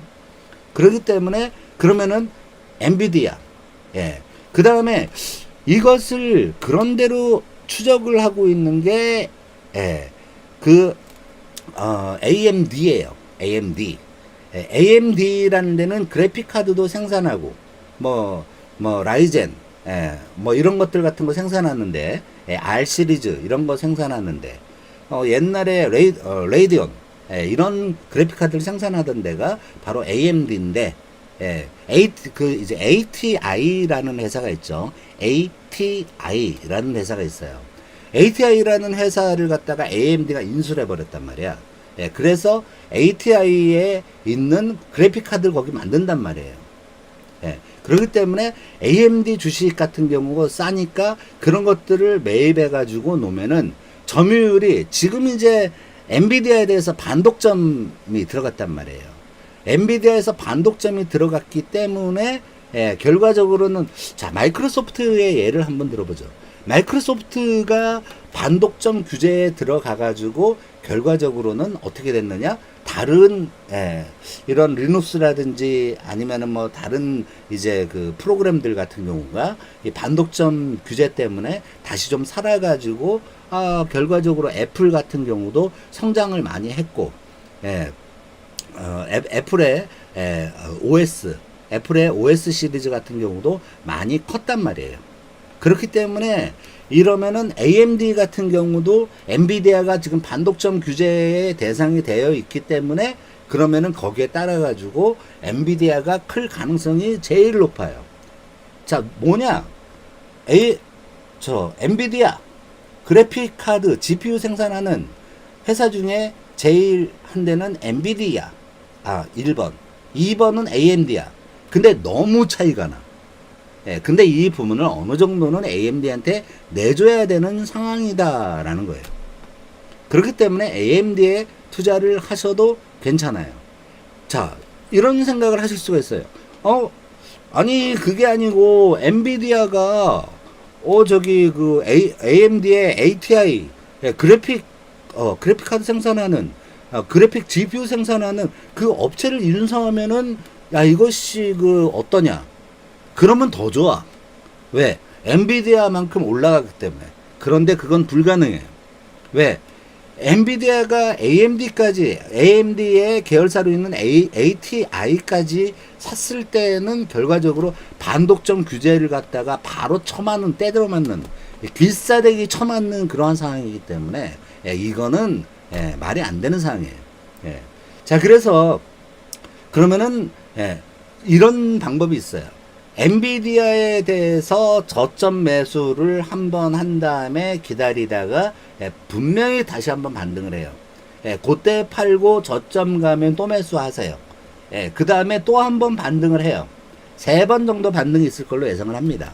예, 이게 옛날에 닷컴 버블이었었던데 상황이었거든요. 그 다음에 쭉 떨어질 때가 있어요. 그 전에 이제 매입을 이제 완전 포기하고 있다가 쭉 떨어졌다 그러면 엔비디아를 왕창 몰빵하다시피 해가지고 사가지고 들고 있으면은 미래가 행복하고 가족들 온 가족이 해피하게 부동산에 투자한 것보다 훨씬 더 해피한 그런 상황이 될 거예요. 우리나라 사람들은 저축을 하죠. 미국은 저축을 안 해요. 미국이나 이런 데 같은 경우에는 저축을 하는 게 아니라 주식에 투자를 해요. 미국 사람들 같은 경우에는 소비를 하고 투자는 은행에 예금으로 맡기는 게 아니라 주식에다가 합니다.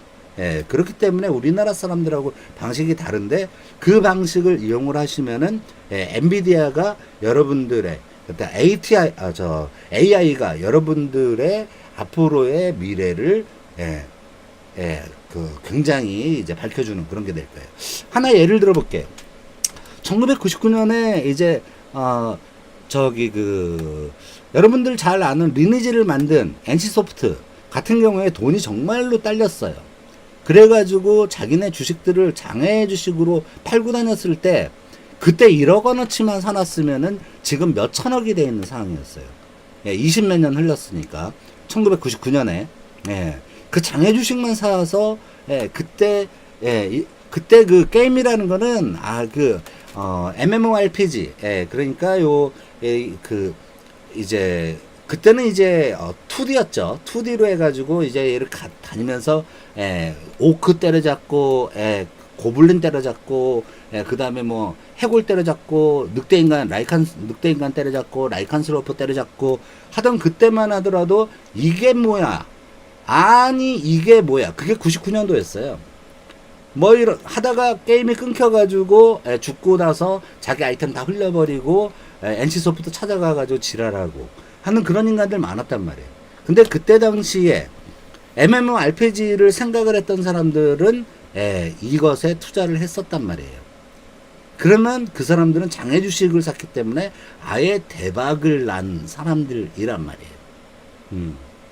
그런 거죠. NC소프트의 김택진이가 서울대 나와가지고 그것의 미래를 봤을 때 자 그런 것들을 보면은 결과적으로 자 앞으로 어디론가 갈 것이다라는 걸 확실하게 알고 있는 AI 같은 경우에는 너무나 좋은 거예요. 그러면서 이제 르니지 같은 것들을 하는 사람들을 제가 봤을 때 그때 당시에 야 저거는 완전 중독성이 심해가지고 거의 뭐 일주일씩을 갖다가 PC방에서 안 나오는 그런 사람들도 있었어요. 그렇기 때문에 자 AI는 여러분들한테 돈이 되는 주식이다. 엔비디아, AMD는 여러분들한테 돈이 되는 주식이다. 그 다음에 삼성 낮으면 매입을 해야 된다라는 거예요. 여러분들이 판단하셔야 돼요. 낮을 때 매입을 해야 된다. 얼마까지 내려갈지는 저도 몰라요. 얼마까지 내려갈 것으로 예상한다? 몰라요, 그거는. 왜냐하면은, 그것에 일반 사람들의 예상이나 일반 사람들의 애널리스트들이 생각하는 거를 갖다가 이 사람들은 생각을 해서 시장의 흐름을 예측을 하지만은 미국의 거대 자본, 전 세계에 있는 거대 자본들은 행동으로 해버린단 말이에요. 대량 매입해버리면 올라버리는 거야. 자기네가 대량 매입하는 순간 올라버려요. 자기네가 대량으로 판매하는 순간에 내려가 버려요. 자기네가 대량으로 공매도하는 순간에 내려가 버린단 말이에요. 그 다음에 다시 매입을 한단 말이에요.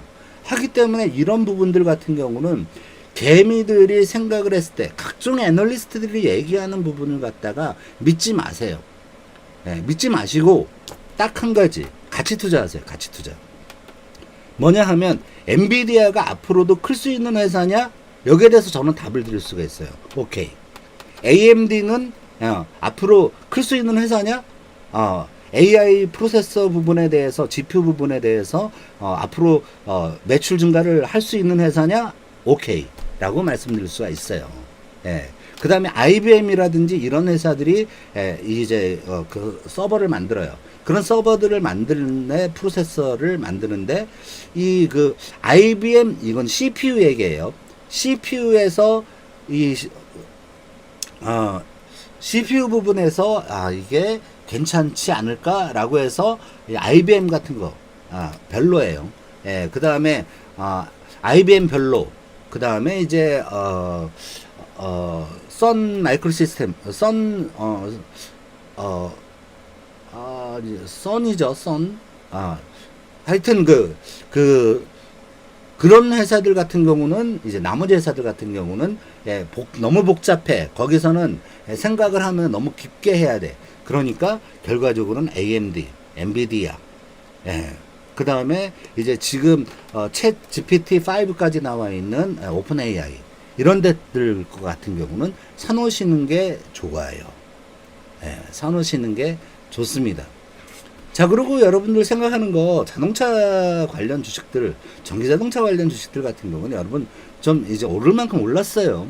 오를 만큼 올랐기 때문에 자동차 관련 주식들이나 이런 것들은 전 세계적인 흐름이 있기 때문에 이거는 지금 이제 미국이 전기자동차 시대가 와서 다시 한번 테슬라가 올라가면서 이렇게 하고 있지만 이 자동차 시장이라는 거는 미국이 오래 갖고 있지를 못해요. 그리고 결과적으로는 이제 한국이라든지 중국이라든지 이런 데로 밀릴 수밖에 없는 게 지금 현실이에요. 유럽에 있는 대부분의 자동차 회사들이 중국으로 인수가 되고 있단 말이에요. 그러한 상황에서 또 유럽에 있는 많은 그 자동차 회사들의 주식을 엄청나게 가지고 있는 사람들이 중국인들이란 말이에요. 그러면서 결과적으로는 미국 같은 경우는 지금은 다시 디트로이트라든지 이런 쪽에 자동차 산업이 흥하고 있지만 결과적으로는 가격대, 그 다음에 가격대 성능 이런 부분들 같은 경우는 결과적으로는 전자적인 부분이나 이런 부분들 같은 경우에도 중국 자동차 무시할 수가 없는 수준이란 말이에요. 기계적인 부분들 같은 경우에도 외국에 있는 자동차들을 인수 합병을 함으로 해가지고 르노 같은 거 인수해버리고 그 다음에 볼보 인수해버리고 지리 자동차가 인수했나요? 그렇기 때문에 그런 거 같은 경우는 테슬라 같은 경우는 이미 고점이다라고 이렇게 봐야 됩니다.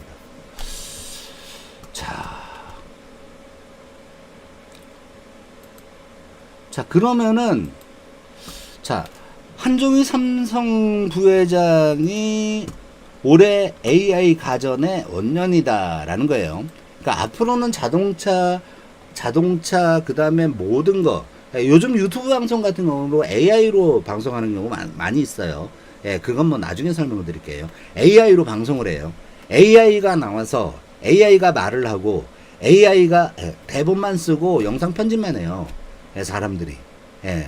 그것도 그 안에 들어갈 영상 자체를 갖다 AI가 만들어 버려요. 영상을 갖다가 인터넷에 깔려있는 사진들을 갖다가 그걸 찾아와 가지고 거기다 넣어버리는 생성형 AI는 그런 것도 있단 말이에요. 그리고 요즘 여러분들이 보시면 뭐 축구 방송들이나 국뽕 방송들 보면은 전부 다 사람이 나와서 하는 게 아니라 누가 이렇게 일적 자막이 나오고 한글이 있는데도 자막이 나와요. 그러면서 그 자막을 쓰는 이유가 뭐냐면 AI가 그 자막을 읽어야 되기 때문에 그걸 갖다가 자막을 쓰는 거란 말이에요. 한국어로 해서 한국 사람한테 방송하는데 자막이 뭔 필요 있어. 그런 거예요. 모든 제품에 스크린 채용을 해서 한다라는 뭐 이런 거죠. 근데 자동차도 지금 AI, 전자제품 AI, 하다못해 오디오도 AI, 그 다음에 오디오 자체가 이 공간을 갖다가 파악을 해가지고 이 공간에 맞는 최적의 스피커 배치, 이제 뭐 AV 같은 경우에 그러니까 전체 이제 뭐 5.1짜리, 7.1짜리 뭐 이런 여러 개의 스피커를 쓰는 AV 같은 경우에 이 뭐 그 스피커의 배치라든지 아니면 스피커가 배치되어 있는 상황에 따른 이러한 음색을 갖다가 자동으로 AI가 조정을 하는 이런 세계가 지금 와 있는 상태예요. 이런 거는 어떻게 보면 되게 간단한 AI예요. 예. 뭐 워낙 이제 음향에 대한 거, 재질에 대한 거, 예, 이 실내 재질, 뭐 실내의 크기, 예, 이 실내에 있는 예, 저 가구들의 배치 이런 것들까지 이제 다 고려를 해서 이제 하게 되니까 그렇습니다. 자, 그럼 이제 오늘의 예, 하이라이트. 예. 오늘의 하이라이트는 이제 여러분들과 이제 여기서부터는 진짜 공부를 하는 거예요. 예. 자,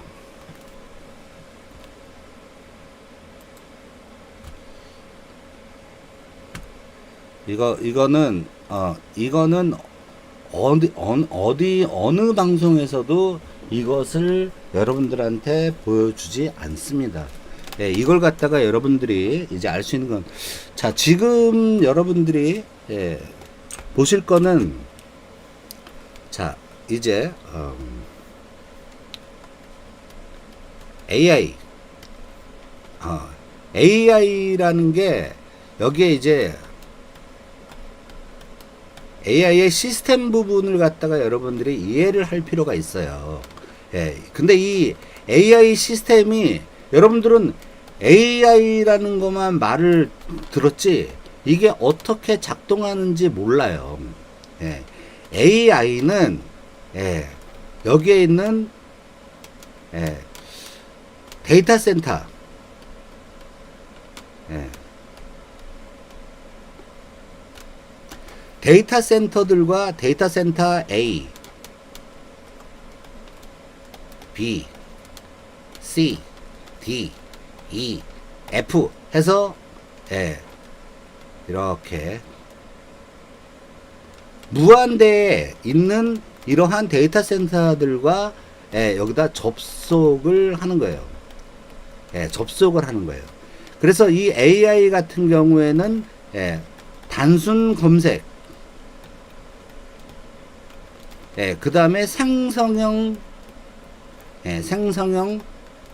AI 단순 검색형 AI에서 여기다 검색 결과를 갖다가 출력해 주는 게 단순 검색 결과예요. 생성형 예, 추론형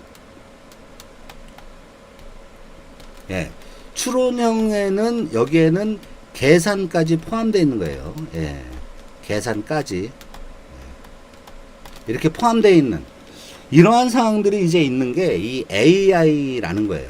그렇기 때문에 자 데이터 센터들에는 예, 여러분들의 데이터가 있어요. 여러분들의 데이터, 여러분들의 뭐의 데이터? 행동 데이터가 있어요. 예, 여러분들의 행동 데이터 뿐만 아니라 여러분들 저 각종 포털 사이트 네이버라든지 예, 인스타라든지 이런 데 있는 포털 사이트들에 있는 데이터 예. 자, 그 다음에 각종 다른 서버 예, 다른 서버들 그 다음에 다른 PC들 여러분들의 있는 PC들 이런 데에서 있는 데이터까지를 갖다가 다 이제 가지고 있는 게 이 데이터 센터예요. 예. 여기에 물론 예, 여기 이것도 있죠. 예, 클라우드 센터도 있어요. 그러니까 이게 클라우드 센터라는 게 뭐냐면 아시죠? 예, 인터넷상에서 여러분들한테 이제 그 저걸 주는 예, 그 뭐라 그래요? 인터넷에서 데이터를 갖다가 저장하는 예, 여기다가 데이터 저장을 해 놓잖아. 예, 데이터 저장을 해. 데이터 세이브를 해 놓으면은 예, 데이터 세이브를 해놓으면은 이게 예, 데이터 센터에 다 들어가 있는 거예요. 클라우드 센터가 데이터 센터 안에 있는 거기 때문에 이렇게 됩니다. 그러면은 AI라는 거는 도대체 AI라는 거는 AI 인공지능이라는 건 뭐냐?는 예, AI 예, 서버를 얘기합니다. AI 서버를 얘기를 해요. 예. 그러면 AI 서버는 어떻게 되느냐? 근데 이런 것들을 여러분들이 알고 있어야 예, 뭐 향후 투자를 하거나 할 때에도 굉장히 중요한 그런 것들이기 때문에 알고 계시면은 좋아요. 그 다음에 이제 이 영상을 즐겨찾기를 해놓으셨다가 한 번씩 보시면서 이걸 다시 보셔도 돼요. 어디서는 안 가르쳐 주는 겁니다. AI 서버라는 거는 여기에는 역시나 CPU가 들어가요. 예. 이때 이 CPU가 들어가는 게, 자, 이거는, 예, 중앙연산장치죠. 예, 중앙연산장치. 오늘은 강의입니다. 예. 중앙연산장치예요. 중앙연산장치에서, 예, 그러면은 CPU에서, 예, 이걸 하고 있는 게 보통 보면은 여기에 HBM이 뭐냐 하면은 광대역 메모리 라는 거예요. 자, 그러면은 AI 서버에는 CPU가 한 개일까? 한 개 들어가나? 자, 서버라는 건 생긴 게 그냥 요렇게 해서 납작하게 해가지고 요렇게 해서, 예, 요렇게 생겼어요. 요렇게 생겼어요. 예. 그래서 여기에 CPU도 들어가고 하는데 CPU가 몇 개가 들어가요. CPU가 몇 개가 들어가. 자, CPU 하나당 CPU가 한 개일 때 이 CPU가 가지고 있는 코어가 있어요. 코어가 8코어짜리다. 근데 곱하기 4개가 들어갔다. 그러면 코어는, 예, 48, 32 코어로 작동을 해서 병렬 연산을 하는 거예요. 병렬 연산을 하게 되면은 속도가 빠르다. 왜? 나눠서 계산하니까. 나눠서 계산한다. 예. 나눠서 일하기 때문에 빠른 거예요. 그래서 CPU는 한 개가 아니라 다수의 CPU가 들어가요. 근데 보통은 이게 짝수로 들어간다라는 거예요. 자, 그러면 AI 센터가 잘 된다. AI가 이게 대세가 된다. 그러면은 AI 서버에 들어가는 CPU는 많이 팔린다, 안 팔린다? 많이 팔린다. 많이 팔린다. 라는 거예요. 자, 그러면 데이터 센터에는 CPU가 안 들어가느냐? 여기도 CPU가 들어가요. CPU가 들어가는데 여기서는, 예, 그냥 허접한 CPU가 들어가요.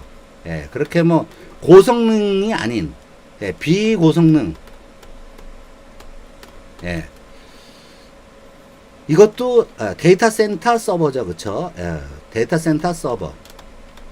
자, 그 다음에 여기에 지금 이제 다른 질문을 못 받으니까 그냥 잘 들으세요. 네.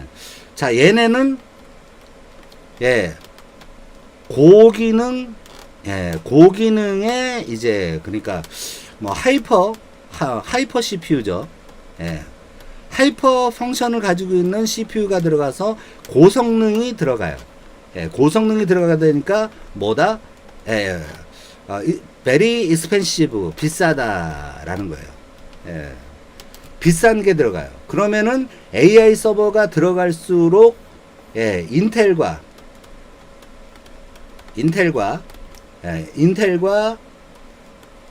AMD는 예, 주가가 어떻게 될까? 올라간다. 올라줄까라는 거예요. 자, 인텔 같은 경우에 주가가 내려가고 있지만은 만약에, 예, 파운더리 분야를 갖다가 이거를 독립법인, 그러니까 다른 회사로 만들어 버리면은,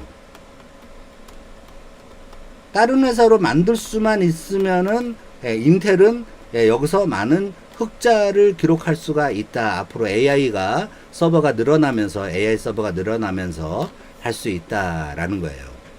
자, 근데 여기서 하나, 이제 CPU가 들어갔다. 그러면 뭐가 중요해? 이제 우리가 메모리가 중요하단 말이에요. 메모리가 뭐야? 우리가 흔히 말하는 램이잖아. 램이에요, 램. 예, 그러면은 여기도 예, 이 데이터 센터에 들어가는 여기는 램이 있잖아요. 그쵸? 근데 얘는 무슨 램이 들어가냐? ECC, 예, DDR 램이 들어가요. 예, DDR이 들어가요. ECC, DDR 램이 들어가요. 예, 이거는 ECC라는 거는 이제 예, 이제 메모리에 이제 그 정확히 작동하는지를 검사하면서 작동하는 예, 메모리를 ECC DDR이라 그래요. 그래서 이거 ECC는 이거는 서버용이지 PC용이 아니에요. 예, 이걸 갖다가 뭐 누가 많이 준다 그래가지고 여러분들 컴퓨터에다 낄 수는 없어요. 근데 얘는 뭐냐? 예, HBM, 예, HBM이 들어가요. 이게 보면은 예, 하이밴드, 예, 하이밴드 메모리예요. 그러니까 광대역, 예, 광대역 메모리라 그래요. 광대역 메모리, 예, 광대역 접속 메모리, 예, 그냥 광대역 메모리 정도로 읽으면 돼요. 예, 이게 뭐냐 하면은 CPU 빨라. 자, 구조를 한번 봅시다. 자, CPU가 있어요. 예, CPU가 있으면은 이 CPU는 병렬로 여러 개의 CPU가 예, 묶여 있어요. 쫙쫙쫙쫙 자 이렇게 묶여 있어요. 예, 그 다음에 이런 것들은 같이 어디로 오냐면은 여기에 예, HBM 예, 광대역 메모리로 와요. HBM 예, HBM으로 와서 있는데 이 CPU들이 얘가 그 다음에 이 HBM은 또 어디에 연결되어 있냐 하면은 우리가 요즘 많이 알고 있는 예, 안 오네. 예.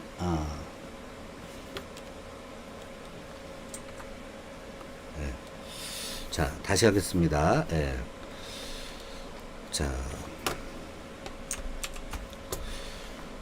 자, CPU가 이렇게 있으면은 예, 예, 쭉 이렇게 있고 2번 CPU, 3번 CPU, 4번 CPU 이렇게 있다 그러면은 이렇게 와서 예, 여기에 있는 메모리로 연결되는데 이게 HBM이다. 광대역 메모리다. 예. 그러니까 얘네들이 8코어야. 8. 예, 그러면 48, 32잖아요. 그쵸? 예, 8코어씩. 12코어도 있어요. 16코어도 있고. 그러면 48, 32에 32 코어로 작동하는, 예, 이런 코어에, 여기에 만약에 가상 코어까지 겹쳐지면은 64코어가 된단 말이에요. 64코어로 해서 계산을 하는 걸 갖다가 이걸 HBM에서 얘네들이 빠르게 아주 패스트하게 연산을 하고 있는데 여기에서 데이터를 갖다가 일로 주고 일로 받고를 갖다가 빨리 못한다. 그러면 안 되기 때문에 얘가 고성능이 돼야만 돼요. 근데 일반 DDR 메모리는 이걸 하지 못하기 때문에 안 돼. 라는 거예요. 근데 이제 이 메모리는 또 어디에 연결되어 있냐? 다른 연산을 하고 있는 GPU가 있어요. 자, GPU가 있는데 GPU가 하나만 있는 게 아니야. 이것도 뭐 몇 개나 있어. 자, GPU 그러니까 그래픽 카드, 그냥 이거 그래픽 카드에 꼽혀 있는 게 GPU예요. 예. 자, 그래픽 프로세서 유니트예요. 그래픽 프로세서 유니트. 예. CPU는 센트럴 프로세서 유니트고, 예. 그래픽 카드에 있는데 이걸 갖다가 한 장에 여러 개를 갖다가 하는 거예요. 그래서 이걸 갖다가 그래픽 카드를 여러 개 꼽는 거예요. 여러 개 꼽아. 여러 개 꼽을 때는 같은 성능의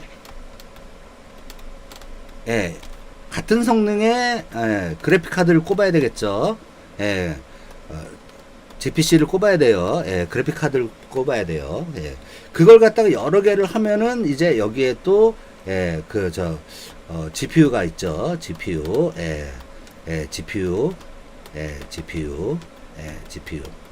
있어요. 그 다음에 이 HBM 같은 경우는 여기에 저장장치인 저장장치인 SSD 또는 뭐 MSSD MSD 뭐 이런 거에서 여기에 있는 저장장치하고 연결돼야 되기 때문에 이 HBM의 AI 서버 같은 경우는 HBM을 메모리가 굉장히 좋다. 그러면은 자, 삼성이 가지고 있는 DDR 메모리는 암만 잘 들어봐야 AI에는 소용이 없다. 자, 그러면은 삼성에서 늦게 기술을 받아서 하고 있는 HBM 메모리는 AI와 상관이 오케이다.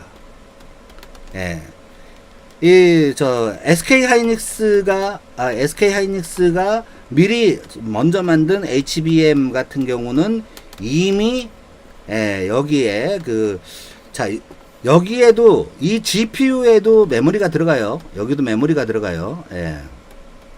메모리가 들어가는데 여기도 HBM이 들어간다라는 거예요. 그러니까 이것들은 오케이다. 그래서 삼성이 이 HBM 생산에서 이제 삼성이 한 1년쯤 늦었어요. SK 하이닉스보다. 그 다음에 또 생산하고 있는 게 마이크로닉스죠. 미국에 있는 마이크로닉스. 마이크로닉스 같은 경우에는 이 HBM을 갖다가 생산하고 있는데 오케이다. 자, 이게 전 세계에서 HBM을 생산하고 있는 회사의 전부 3사가 전부다라는 거예요. 그러니까 돈 되는 거는 DDR 같은 것도 돈이 되지만 HBM은 앞으로 향후 돈이 엄청나게 된다. 왜? 고부가가치다. 자, 라는 거예요. 자, 그러면은 자,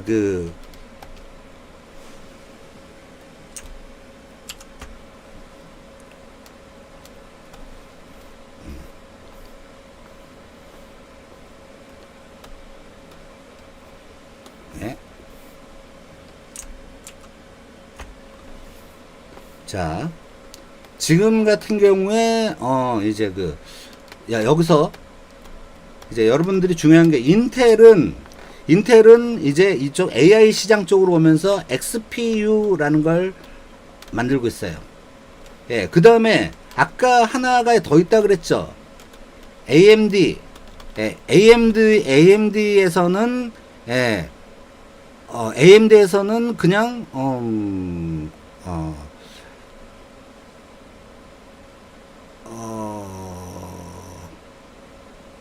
AMD에서는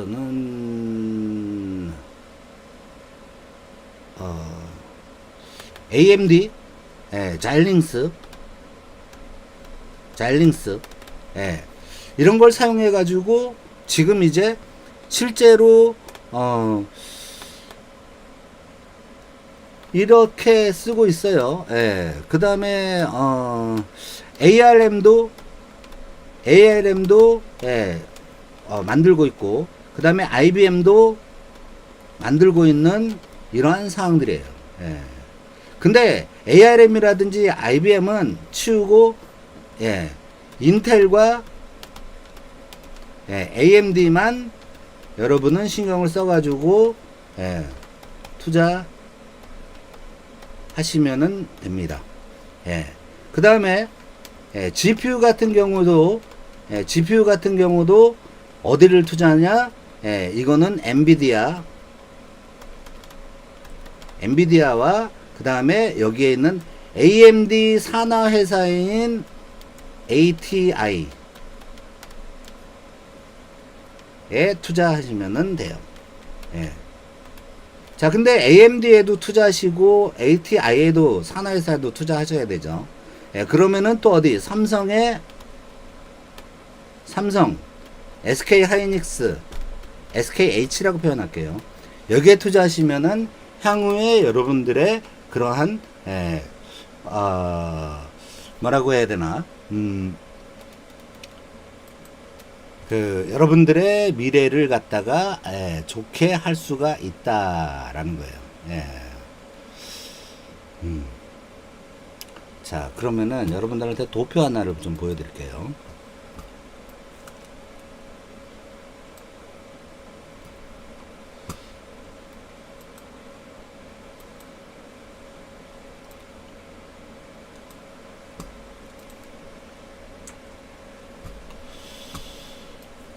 좀 크게 보여드려야 되니까.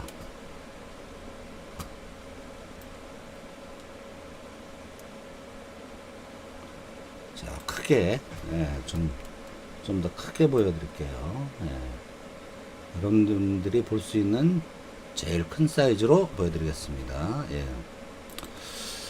자, 2019년에 이제 서버 마켓 쉐어예요. 예. 자, 이게 2019년이죠. 예, 2019년. 예.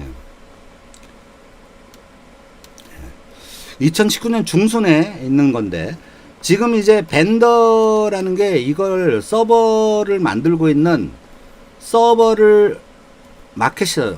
서버 시장이라는 이야기죠. 서버를 만들고 있는 회사가, 컴퍼니가, 델 EMC가 제일 많고, 그 다음에 HP, 그 다음에 IBM.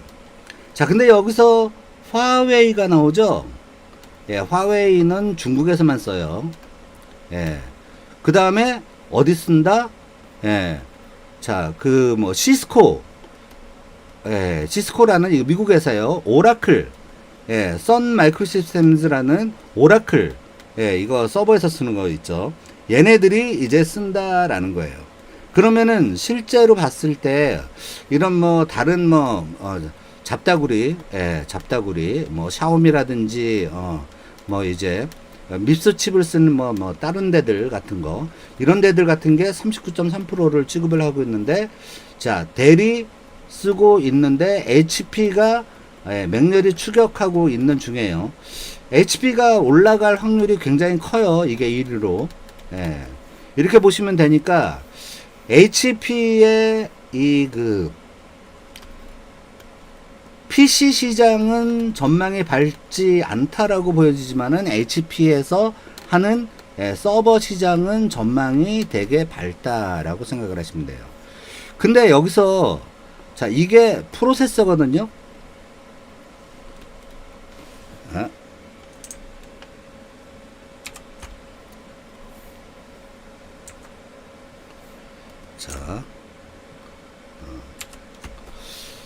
자, 여기가 프로세서예요.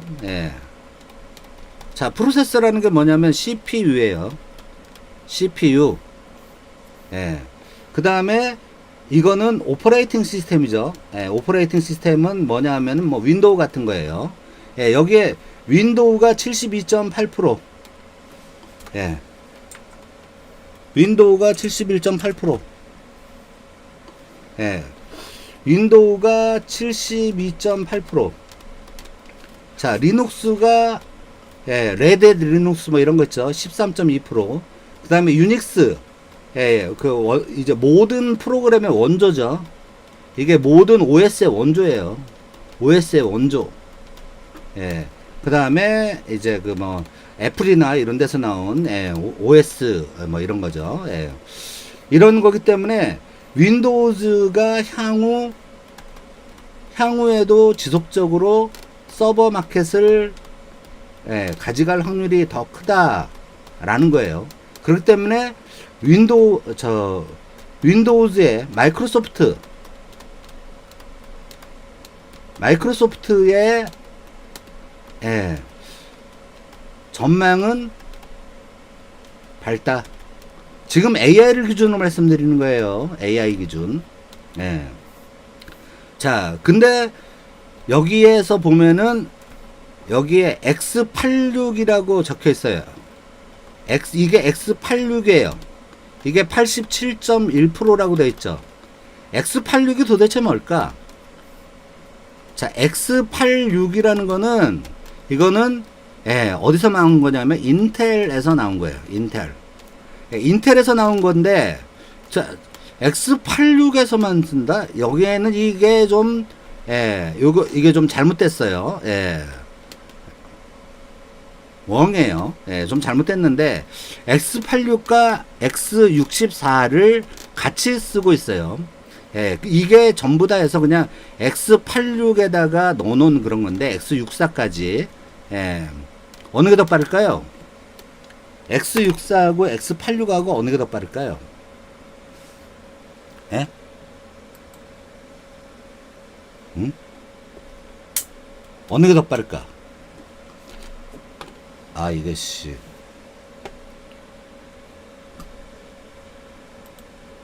어? 어느 게 더 빠를까요? 에? 어느 게 더 빠를까? 응? 어느 게 더 빠를까요? 알아맞혀 보세요. 자, X86과 X64 이게 둘 다 인텔이거든. 예, 인텔 프로세서예요. 예, 여기에 있는 이게 87.1% 지금은 현재 90%가 넘었어요. 예, 90%를 차지하고 있는 것 중에 예, 이런 것 중에 하고 있는 것은 아, 이거 버퍼 생기나 보네.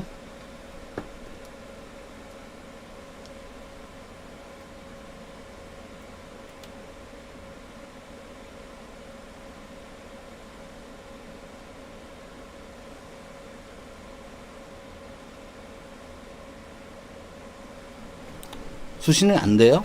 잠깐만.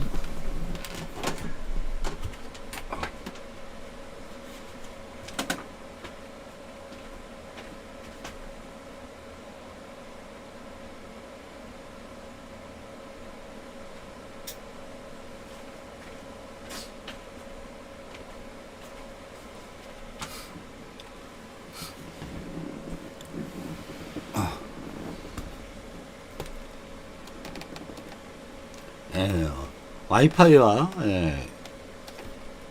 일반 그걸 갖다 두 개를 다 섞어가지고 지금 하고 있어요. 예. 자, 그러면은 여기에서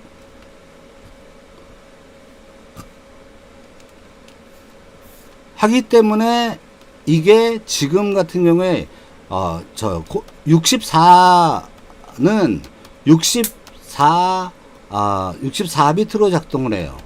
예, X86은 옛날 거예요. 이게 X86이 나온 게 89년에 X86이 나왔어요. 예, 이거는 32비트예요. 예, 그러면은 64비트하고 32비트하고 빠른 건 64비트가 빠르겠죠. 예, 이걸 해가지고서는 지금 다 이거 인텔 거를 쓰고 있는 상황이다라는 거예요. RISC는 방식이 좀 다른데, 인타니움 같은 경우에는 뭐 요거 이제 6.3% 얼마 안 돼. 어더가 3.1이고 시스템 Z라는 거는 이건 IBM 거예요.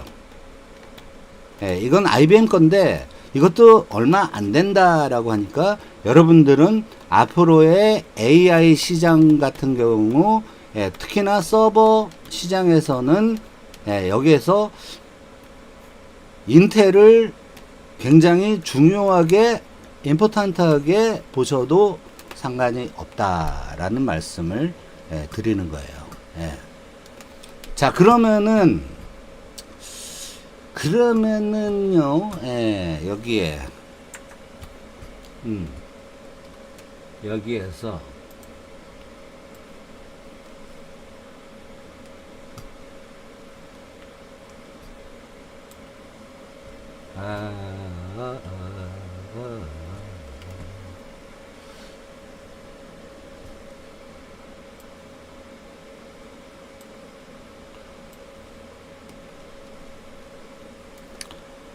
이게 스트리밍이 제대로 되고 있는지 모르겠네. 스트리밍이 제대로 됩니까?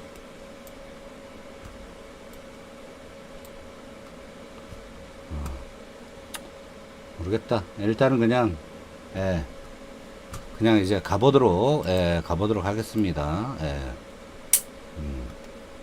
가보도록 하겠어요. 예. 자,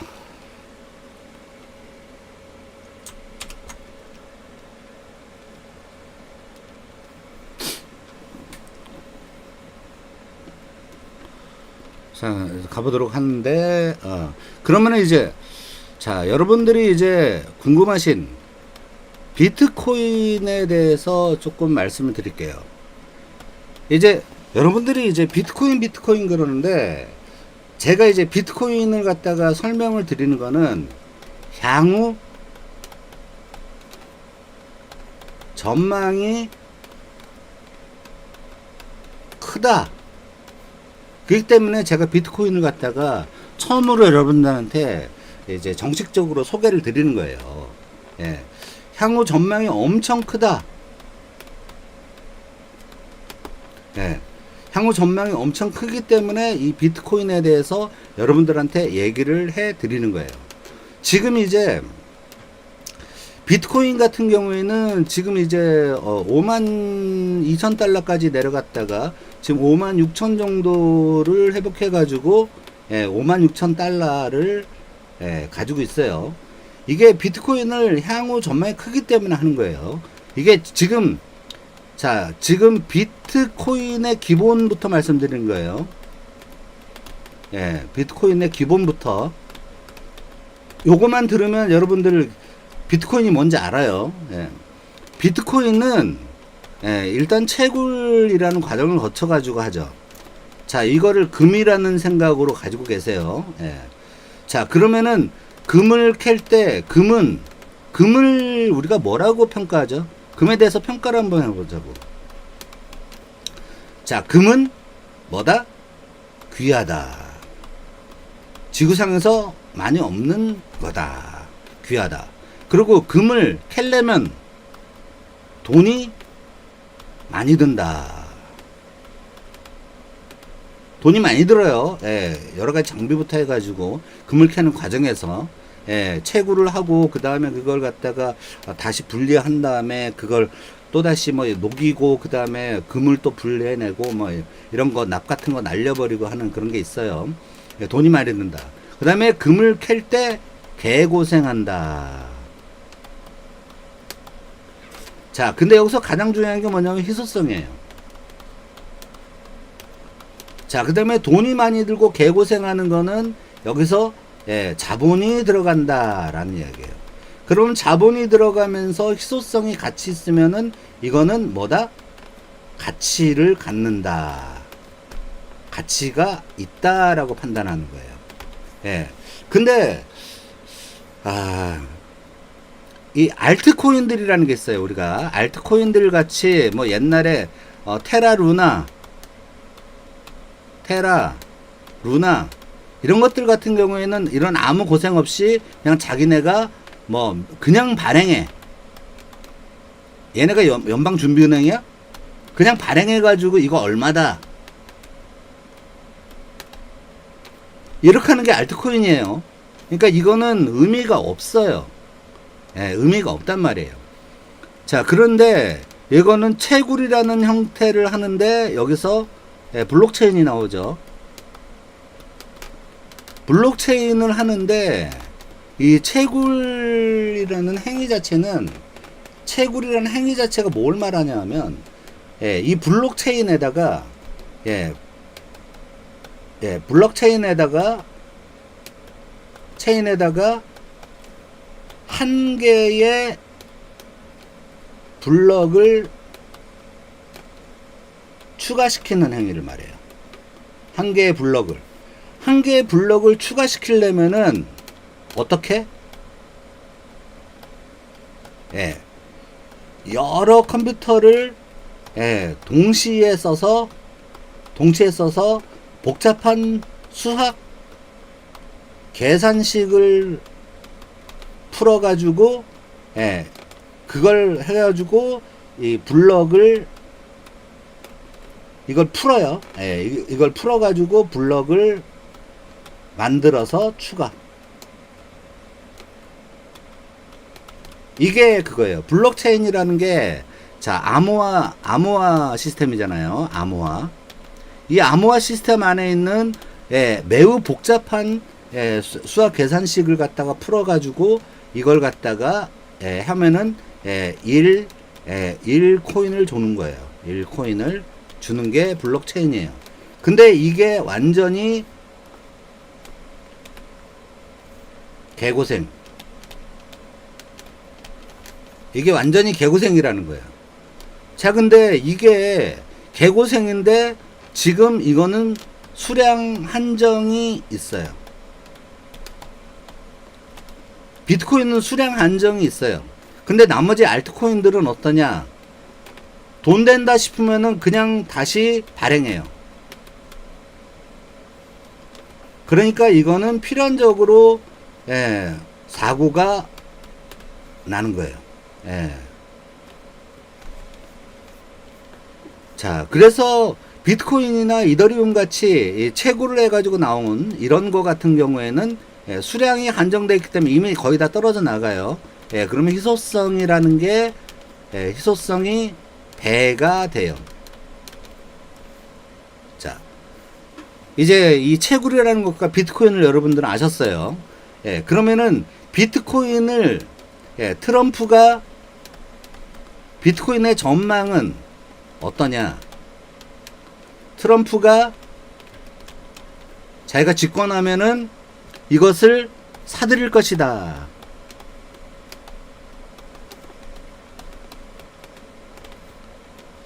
비트코인을 사들일 것이다.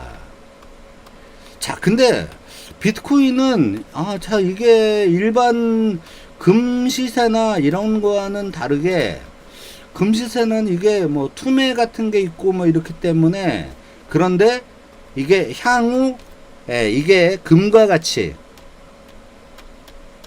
예, 금과 같이, 예, 안정자산이다. 자산으로 인정하겠다라는 거예요. 인정하겠다. 지금은 거의 갬블이지만, 갬블 같은 장세를 하고지만 향후 금과 같이 안정성 있게, 예, 고정자산으로, 예, 고정자산으로, 자, 쓰일 때, 예, 비트코인과 금은, 예, 거의 같은 기능을 한다. 라는 걸 하기 때문에 트럼프나 연방준비은행이나 이런 데에서, 예, 이것을 사들일 것이다. 또는 시장 개입을 할 것이다. 라는 이야기가 나오는 것입니다. 예. 자, 이제 여러분들은 비트코인에 대해서 이제 다른 사람들보다도 많이 알게 되셨어요. 예. 그렇기 때문에 비트코인을 여러분들이 사셔야 되느냐? 예, 사면 됩니다. 예. 근데 이제 일반 시장이나 이런 데서 사면 안 돼요. 예, 뭐 누가 무슨 스마트, 예, 뭐 스마트 월렛 이런 거에서 산다. 스마트 월렛에서 실시간으로 해서 내가 돈을 많이 번다 라고 해서 그거를 갖다가 접근을 하시면 안 되는 거예요. 예, 여러분들이 공인된 그러한, 예, 이 거래소를 쓰는 그러한 앱을 사용해 가지고 써야지만 되지, 공인되지 않은 거래소를 사용하는 앱을 사용해 가지고 그러한 스마트 월렛이라는, 예, 그 전자지갑이라는 게 가짜가 엄청나게 많아요. 가짜가 엄청나게 많아서 진짜로 막 이게 비트코인 시세가 올라가면은 자기네가 임의대로 막 올려가지고 수익이 나는 것처럼 해서 더 큰 돈을 갖다 집어넣게 한 다음에, 예, 이게 금융끼리에 돈을 보내고 하는 건 돼요.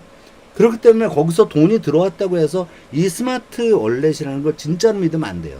지금 가장 많이 일어나고 있는 사고가 바로 이것이라고 보시면 돼요. 예, 그냥 일반적인, BTCC인가? 예, 일반적인, 공인된 엄청난 사람들이 다운받은 그런 사이트들이 있어요. 그런데 가서 비트코인 앱을 받아가지고 거기서 거래를 하시는 게 가장 좋습니다. 아니 이제 이제 뭐 한국에 있는 그러한 비트코인 거래소도 좋죠. 근데 너무나 많은 알트코인을 거래를 하고 있는 거래소는 피해야 됩니다. 왜냐하면 알트코인이 박살이 나버리면은 그 거래소까지 박살나는 경우가 있거든요. 그렇기 때문에 그러한 부분들을 피하고 공인된 몇 개의 그러한 이제 그러니까 뭐 이를테면 저도 깔려 있는데 저도 이제 비트코인 매입을 들어가려고 이제 깔아놨는데 비트코인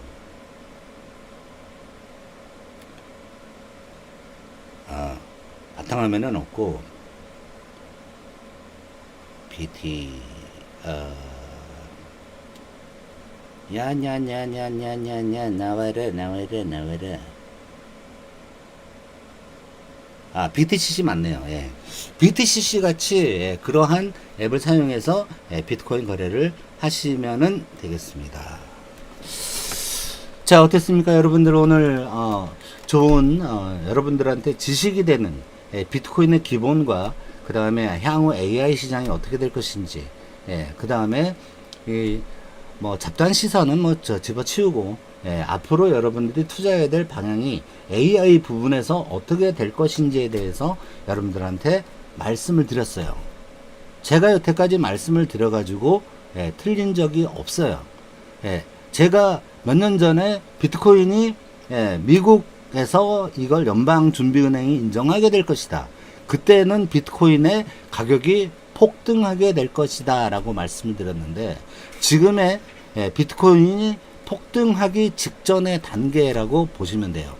이걸 만약에 연방준비은행이 미국에 트럼프가 집권하면서 연방준비은행이 이걸 산다 그러면은 비트코인에 지금 뭐 근데 여러분들 이렇게 생각하시는 경우가 있는데 비트코인은 지금 현재 5,200만 원이야? 그러면 5,200만 원을 주고 사야 된다 이렇게 생각하면 안 돼요. 비트코인에 이게 나눠져요. 지분이 나눠진단 말이에요. 그래서 나는 0.005에 비트코인을 산다 이런 생각을 하는 거예요. 그러니까 100만 원어치 지금 시가에 100만 원어치를 산다. 뭐 100만 원 넣는다 그러면 1000만 원 넣는다 그러면 1000만 원 넣는다. 이렇게 생각하고 사시는 거예요. 그랬을 때 향후 비트코인은 굉장히 괜찮은 투자처다 라고 말씀드릴게요. 2시간이 다 돼가지고 내일 부동산은 내일 다뤄야 될 것 같습니다. 내일은 한국 부동산의 잘못된 점들에 대해서 여러분들한테 정말로 속 시원하게 지금 현재 한국의 부동산이 어떠한 상태인지에 대한 걸 갖다가 확실하게 여러분들한테 알려드리도록 하겠습니다. 내일 놓치지 마세요. 8시 이후에 방송을 할 건데 6시 이후부터 아무 때나 공지를 1시간 전쯤에 하거나 30분 전에 하고 할 거니까 이제 알아서 찾아 들어오시기 바랍니다. 꼭 보셔야 돼요. 부동산 관련으로 해서 여러분들은 내일 제가 하는 이야기를 꼭 들으셔야만 합니다. 저는 부동산 관련해서 틀린 적이 없어요. 그 다음에 은행이나 이런 거 관련해서 틀린 적이 없어요. 지금까지 개소리타파TV의 송영훈이었습니다. 감사합니다. 좋은 저녁 되시길